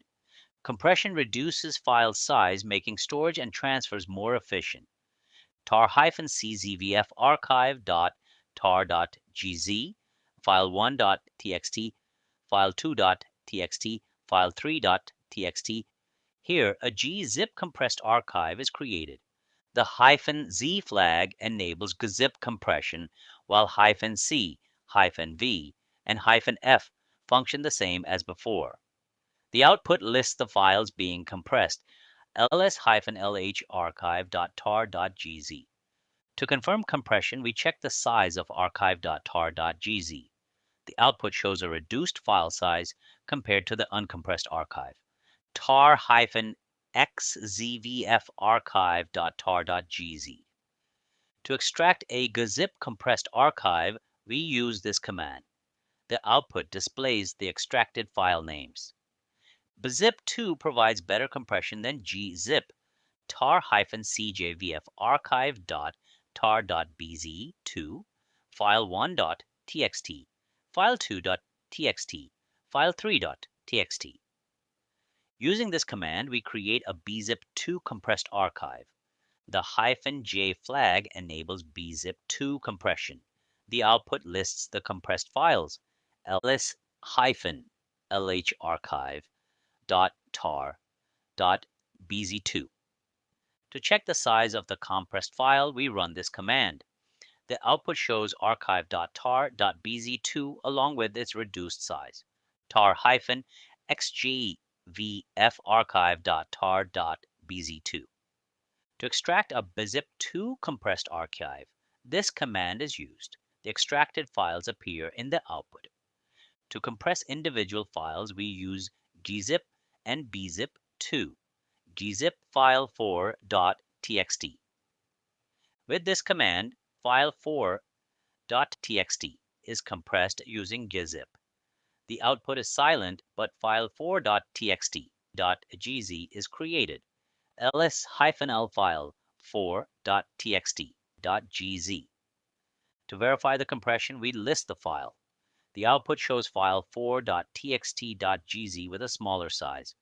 Gunzip file 4.txt.gz. This restores file 4.txt by decompressing it. The output is silent, but file 4.txt is available again. bzip2 file 5.txt. Executing this command compresses file 5.txt using bzip2. The output is silent, but file 5.txt.bz2 appears. ls-l file 5.txt.bz2. We verify that file 5.txt.bz2 exists by listing the file. The output confirms its presence. bunzip2 file 5.txt.bz2. To decompress file 5.txt.bz2, we use this command. The output is silent and file 5.txt is restored. We can create a compressed backup in a single command, tar-czvbackup.tar.gz/etc. This creates a gzip compressed archive of the /etc directory. The output lists the files being archived, tar-cjvbackup.tar.bz2/var/log.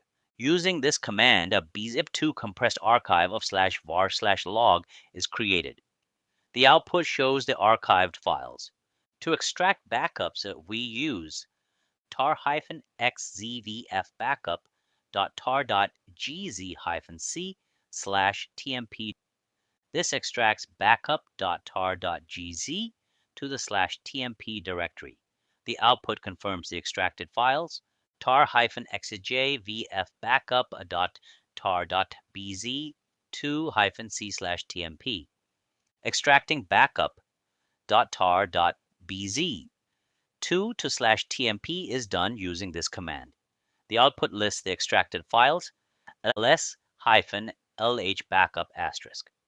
To verify that both backup files exist, we list them.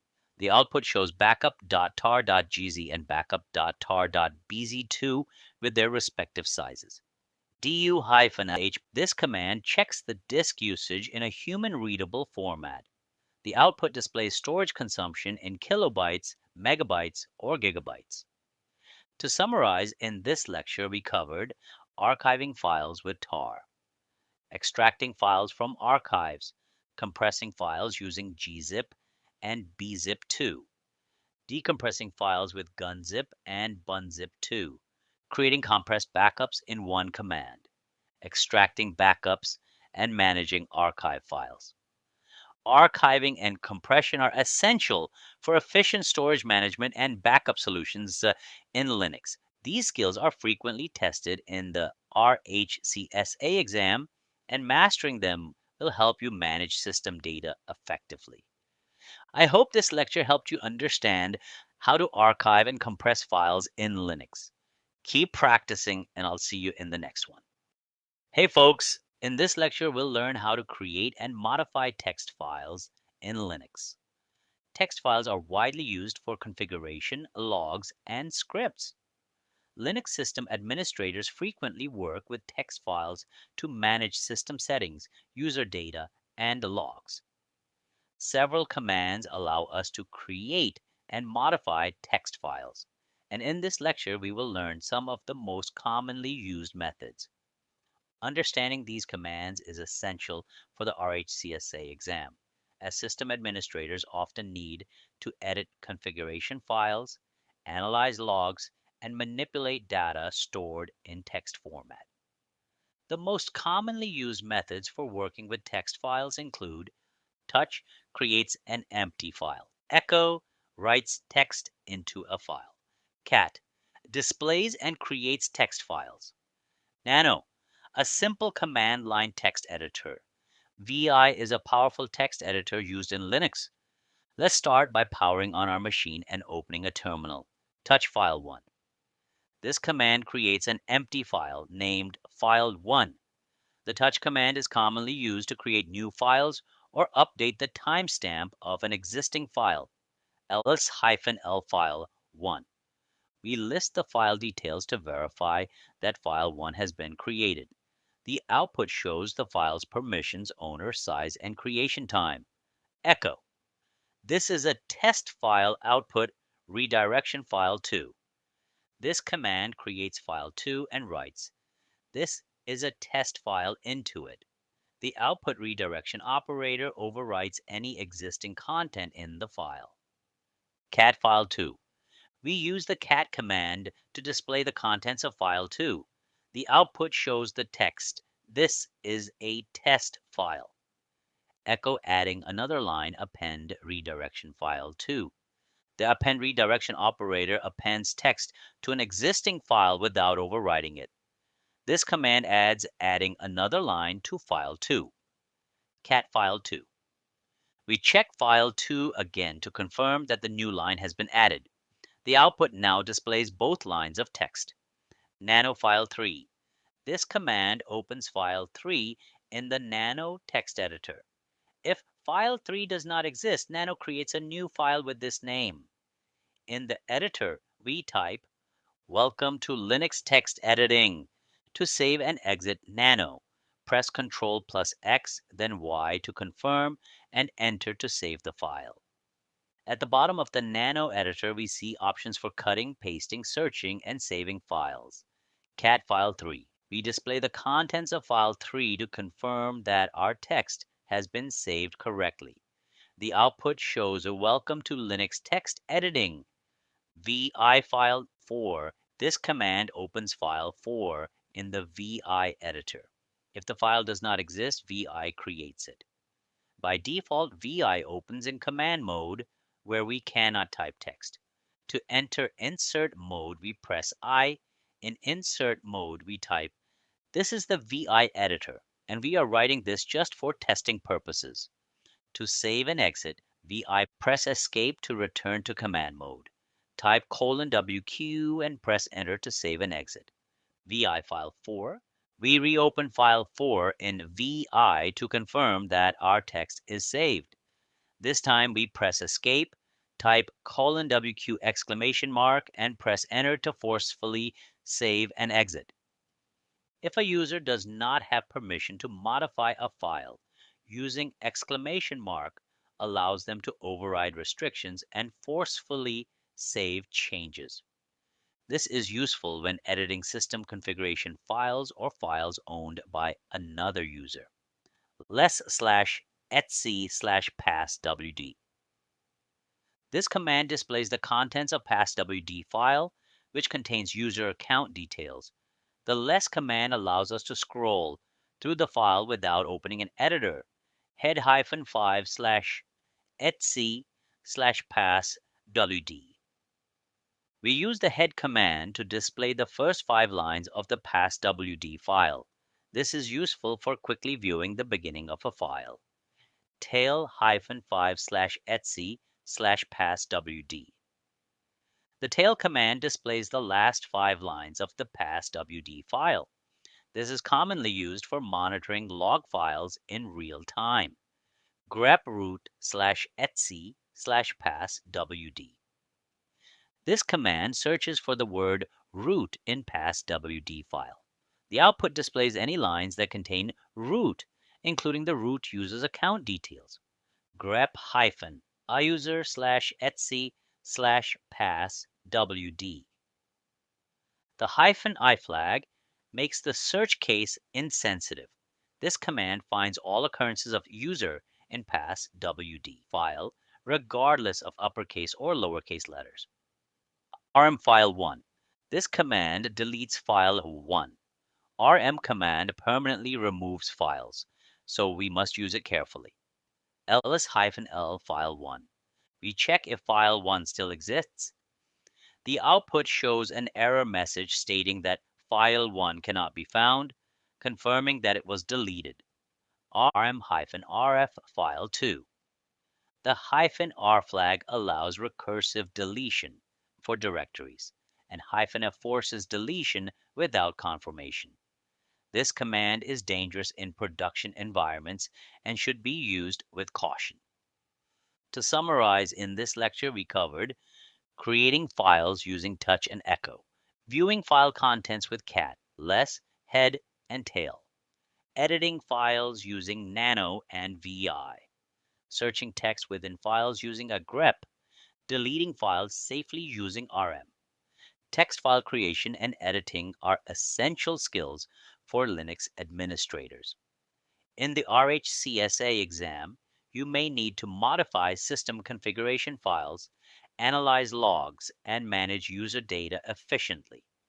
Mastering these commands will help you perform these tasks with confidence. I hope this lecture helped you understand how to create and edit text files in Linux. Keep practicing, and I'll see you in the next one. Hey folks, in this lecture we'll learn how to manage files and directories in Linux. File and directory management is a fundamental part of system administration, as it allows users to organize data, move files, back up important information, and maintain an efficient system structure. In the RHCSA exam, file and directory operations are frequently tested, so mastering these commands is essential. In Linux, we can create, copy, move, rename, and delete files and directories using simple commands. Let's power on our machine and open a terminal to start the demonstration. mkdir mydir. This command creates a new directory named mydir.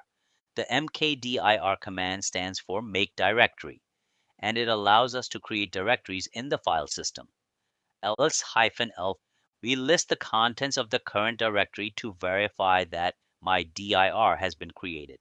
The output shows the directory along with its permissions, owner, and creation time. mkdir dir1 dir2, and dir3. This creates 3 directories at once: dir1, dir2, and dir3. The mkdir command allows multiple directories to be created in a single command. mkdir-p project/docs/configs. The -p flag ensures that parent directories are created if they do not already exist. Here, project, docs, and configs are created in a single step, forming a nested directory structure. Touch file 1. This creates an empty file named file1. The touch command is commonly used to create new files or update the timestamp of existing files. ls-l file1. We check if file 1 exists by listing its details. The output confirms the file's creation, displaying its size as 0 since it is empty. cp file1 file2. This command copies file 1 to a new file named file2. The cp command is used to duplicate files, ensuring that the original remains unchanged. cp-r project backup. The -r flag enables recursive copying, allowing directories and their contents to be copied. Here, the entire project directory is copied to project backup. ls-l project backup. We verify that project backup exists and contains the same files as project. The output lists all files inside the backup directory. mv file1 renamed file. This renames file 1 to renamed file. The mv command is used to move or rename files and directories. ls. We check the directory contents to confirm that file 1 has been renamed. The output now shows renamed file instead of file 1. mv rename file project. This moves rename file inside the project directory. The mv command is used for organizing files within directories. mvdir1 new dir. This renames dir1 to new dir. The mv command works for directories as well, allowing us to rename or relocate them. ls. We check the directory listing again to verify that dir1 has been renamed to new dir rm file 2. This removes file 2. The rm command is used to delete files, and it does not prompt for confirmation unless configured. rm file 3 file 4. We delete multiple files at once using the rm command. If file 3 and file 4 exist, they will be permanently removed. rmdir2. This command removes an empty directory named dir2. The rmdir command only works on empty directories. If a directory contains files, it cannot be deleted using rmdir. rm-rf project backup. The -r flag enables recursive deletion, and -f forces deletion without confirmation. This command permanently removes project backup along with all its contents. Using rm-rf should be done with caution, especially in production environments. du-sh project. The du command displays disk usage for files and directories. The -s flag shows only the total size, and the -h flag makes the output human readable, displaying KB, MB, or GB. df-h. The df command displays the available disk space for all mounted file systems. The -h flag makes the output human readable, showing storage usage in an easy-to-read format. Sudo find /home-name *file. The find command searches for files and directories. Here, we search in /home for any files that contain file in their name. Using sudo ensures that the search includes files with restricted access. Sudo find /home-type f-name *.txt. This command searches for all text files .txt inside /home. The -type f flag ensures that only files are searched, excluding directories. To summarize, in this lecture we covered creating directories with mkdir, copying files and directories with cp, moving and renaming files using mv, deleting files and directories with rm and rmdir, checking disk usage with du and df, searching for files using find. File and directory management is a critical skill for Linux administrators. In the RHCSA exam, you will be tested on your ability to create, modify, and remove files efficiently. Mastering these commands will help you manage system data effectively and organize files like a professional. I hope this lecture helped you understand how to manage files and directories in Linux. Keep practicing, and I'll see you in the next one. Hey folks, in this lecture, we'll learn about hard links and soft links in Linux. Links allow multiple file names to point to the same file or directory, which helps with efficient file management and data consistency. A hard link is an exact replica of a file that points to the same inode data structure as the original file. If the original file is deleted, the hard link still retains the data. A soft link, symbolic link, is a pointer to another file or directory. If the original file is deleted, the soft link becomes broken because it does not store actual data, only a reference. Understanding links is essential for RHCSA certification as they help in managing shared files, backups, and efficient system administration. Let's start by powering on our machine and opening a terminal. Echo. This is a test file output. Redirection original file. A new text file is created with some initial content inside it. ls-l original file. We list the details to verify that the file exists and check its properties. ln original file hard link. This command creates a hard link, which acts as an exact duplicate of the file. A hard link is not just a copy, it shares the same inode as the original file. The inode is a unique identifier that stores metadata such as file permissions, ownership, size, and location on disk. Since both files reference the same inode, they always contain the same data. Both files now share the same inode number. It means they are identical copies of the same data. Echo, adding more content, append redirection original file. We append some extra lines to the original file. Since a hard link shares the same inode, any modifications reflect in both places. Cat hard link. Displaying the linked file shows that it contains the updated text, proving that both versions share the same content. ln-s original file soft link. A symbolic link, soft link, is created, which acts as a reference pointing to the main file. ls-l soft link. Checking the details confirms that this is a symbolic link, as indicated by the arrow greater than sign in the output. Echo. Another line added, append redirection original file.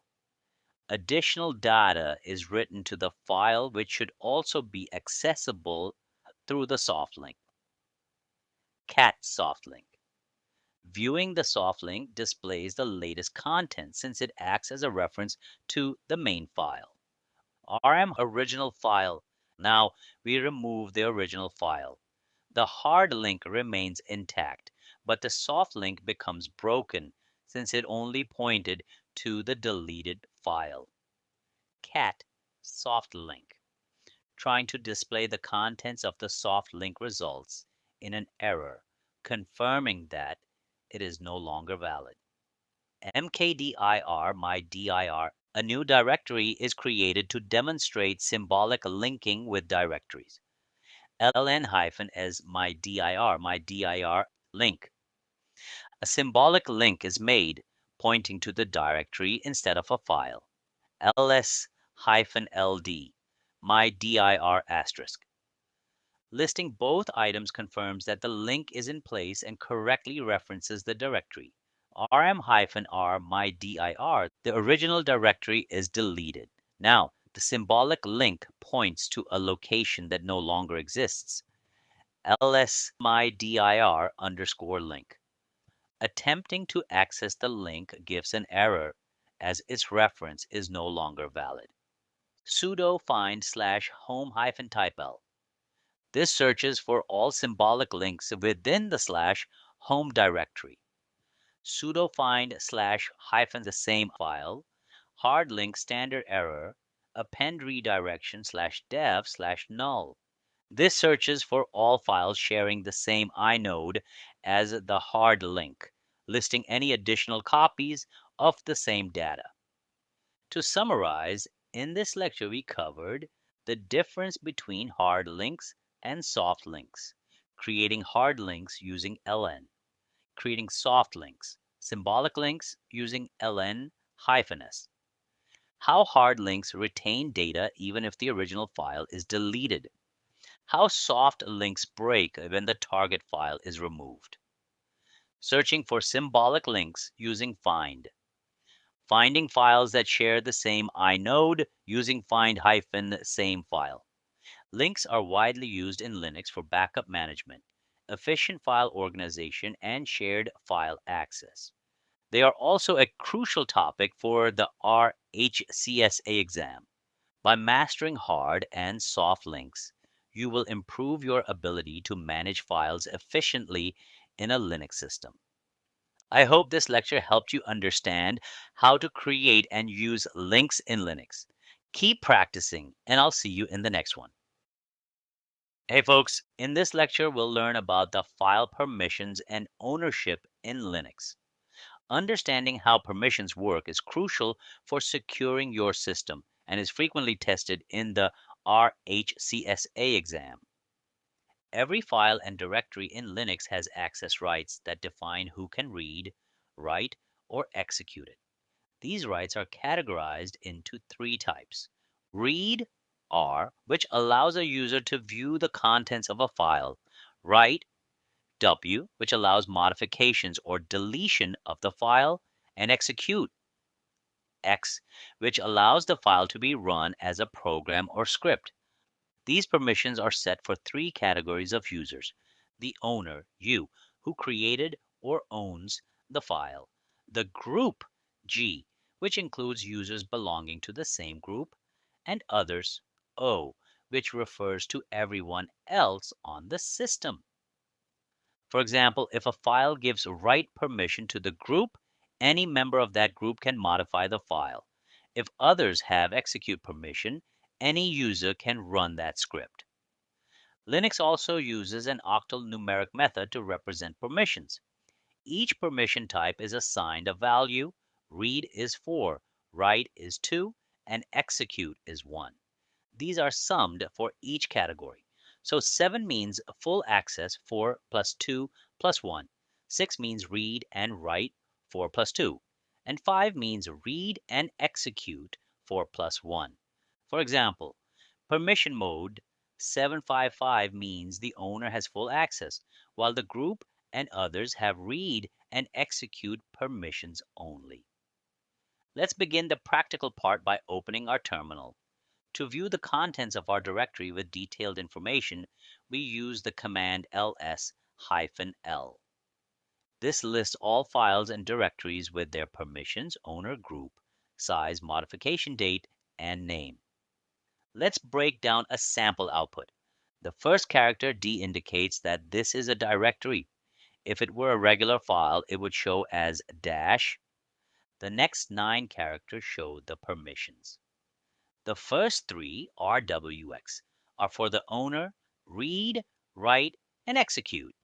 The next 3 R-X are for the group, read, and execute. The last 3 R-X are for others, read, and execute. And the dot at the end sometimes indicates extended attributes depending on the file system. The number 2 shows the link count, the number of hard links pointing to the file or directory. Next comes Oliver, which is the owner of the file. The second Oliver is the group that owns the file. Then we have the file size in bytes, which is 6 in this case. January 25th, 450 is the date and time of last modification. And finally, desktop is the name of the file or directory. Now let's create a new file using touchreport.txt, which creates an empty file. We confirm its creation by running ls-l port.txt to see its permission details and verify it has been added successfully. To identify the current user, we type who am I, which shows our active username. Next, we'll create a new directory by running mkdir projects, and we verify its permissions using ls-ld projects, where the -d flag ensures we list the directory itself, not its contents. To demonstrate permission changes, we'll remove a write permission for others on the report.txt file using the command chmod o-w report.txt. This ensures that users who are not the owner or part of the group can no longer modify the file.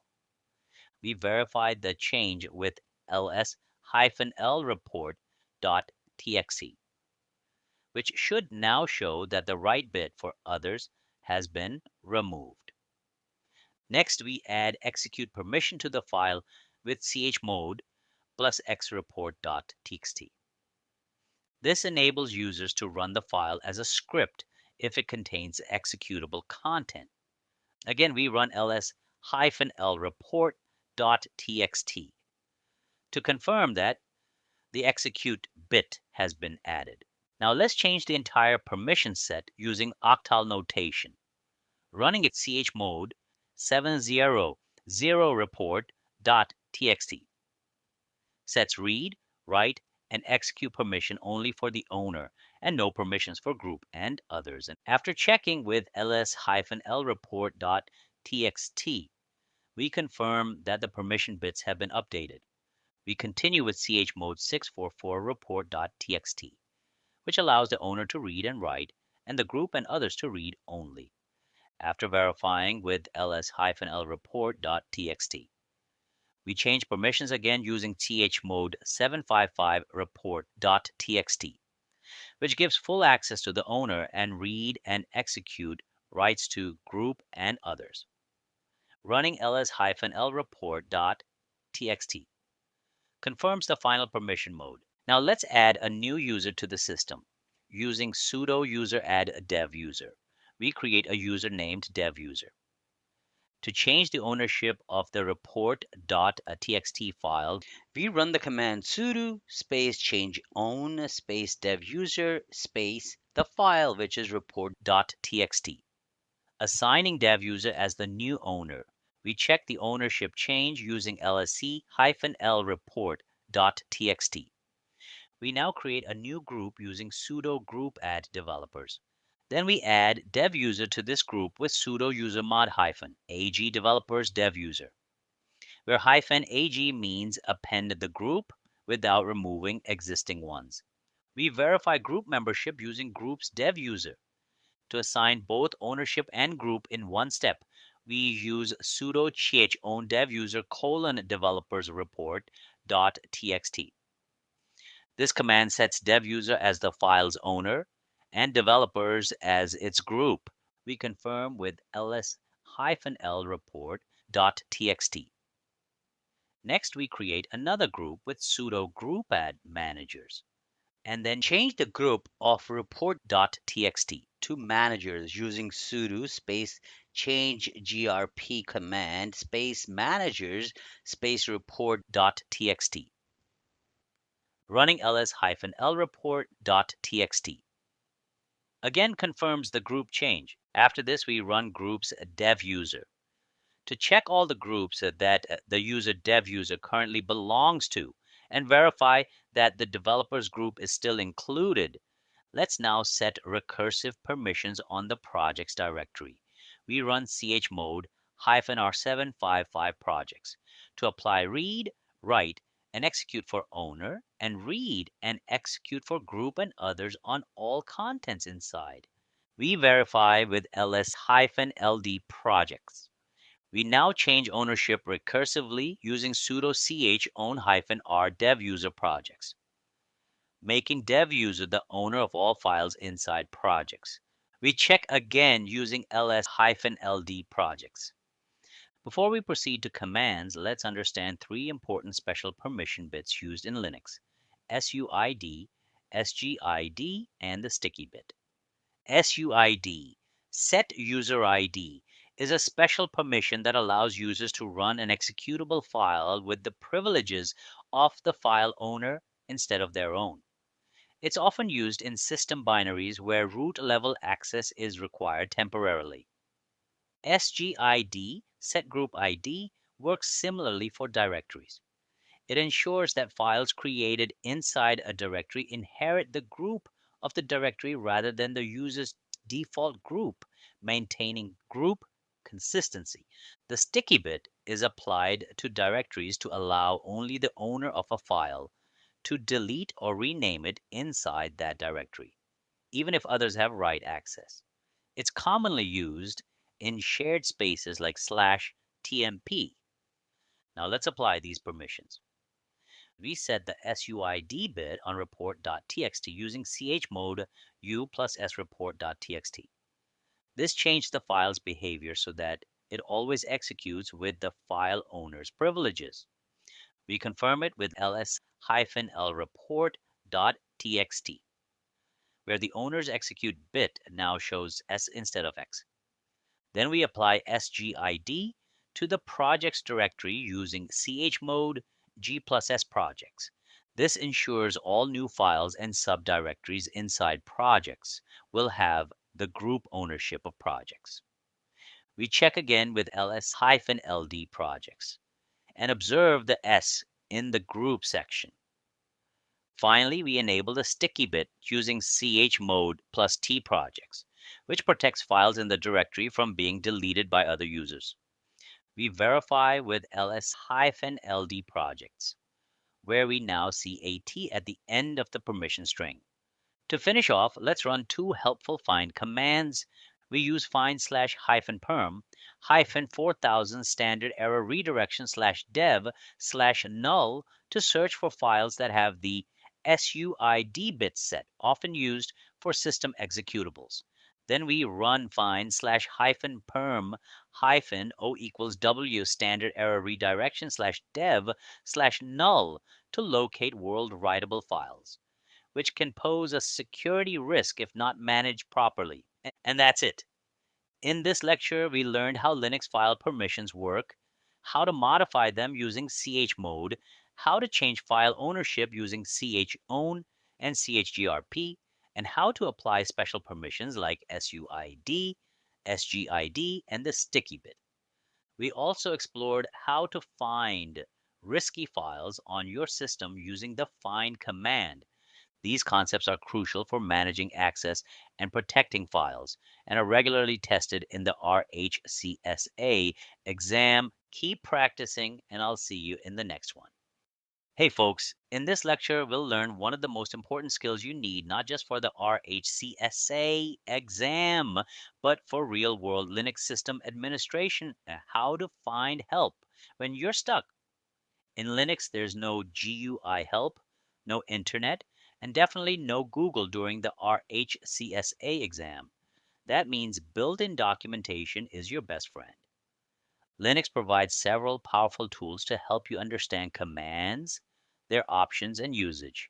These include man-help/usr/share/doc, what is, and apropos.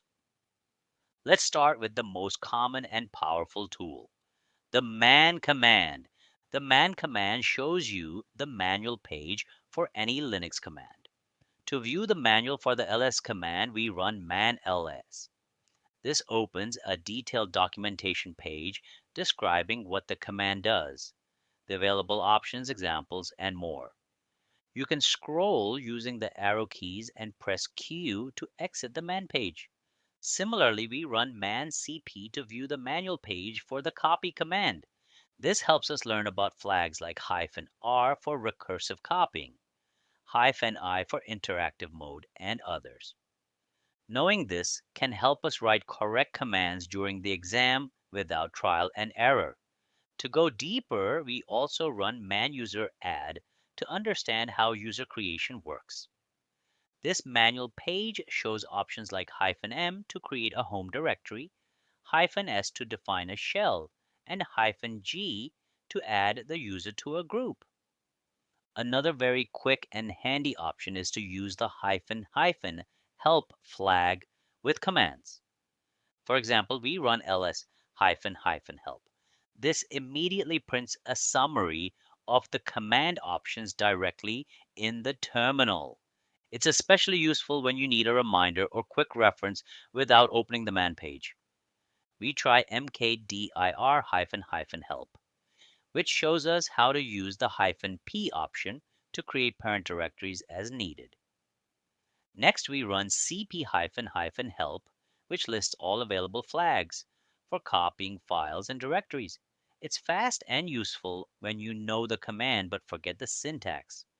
Besides man and -help, another way to get deeper documentation is with the info command. We type info ls and it opens a more structured navigable help screen where we can move between sections using keyboard shortcuts. It's not used as often as man, but it's still very helpful. Another useful resource is the /usr/share/doc directory. This location contains documentation files for installed packages. To explore Bash related documentation, we run ls/usr/share/doc/bash*, which shows us the available Bash related folders. Inside that folder, we run cat/usr/share/doc/bash/readme to view the readme file. These files often include version-specific features or usage details that aren't in man pages. Let's now try the what is command. This command gives you a one-line description of a command. When we run what is ls, we notice that no output is returned. That's because the command database hasn't been built yet. So we run sudo mandb, which builds or updates the manual page index database. Once that completes, we run what is ls again, and this time we get a brief description of the ls command, confirming that it's available. The apropos command is also useful when you don't remember the exact command name. It searches the man page descriptions. We run apropos user and it lists all commands related to the keyword user, such as user add, user mod, and user del. This is very helpful during the RHCSA exam when you're trying to remember the right command for a user-related task. We also run man cage mode and observe how it helps us understand permissions and symbolic versus numeric mode.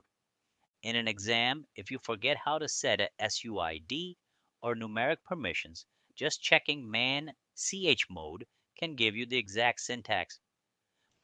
We try systemctl space dash dash help to get a quick view of service management commands, a common area in RHCSA. This lists common usages like starting, stopping, enabling, and checking the status of services. And finally, we run nmcli help, which shows help for the network manager CLI. Important for RHCSA networking tasks like connecting to a static or DHCP network. To summarize, in this lecture, we explored how to use the following tools to get help in Linux. We use man for full manual pages, --help for quick syntax summaries, info for structured documentation, /usr/share/doc for package level documentation, what is for quick command descriptions, apropos for keyword searches, and mandb to update the manual index. These tools are all available in the RHCSA exam, and using them efficiently can save you time and prevent mistakes. Make sure to practice them so you feel confident navigating Linux documentation. And I'll see you in the next one.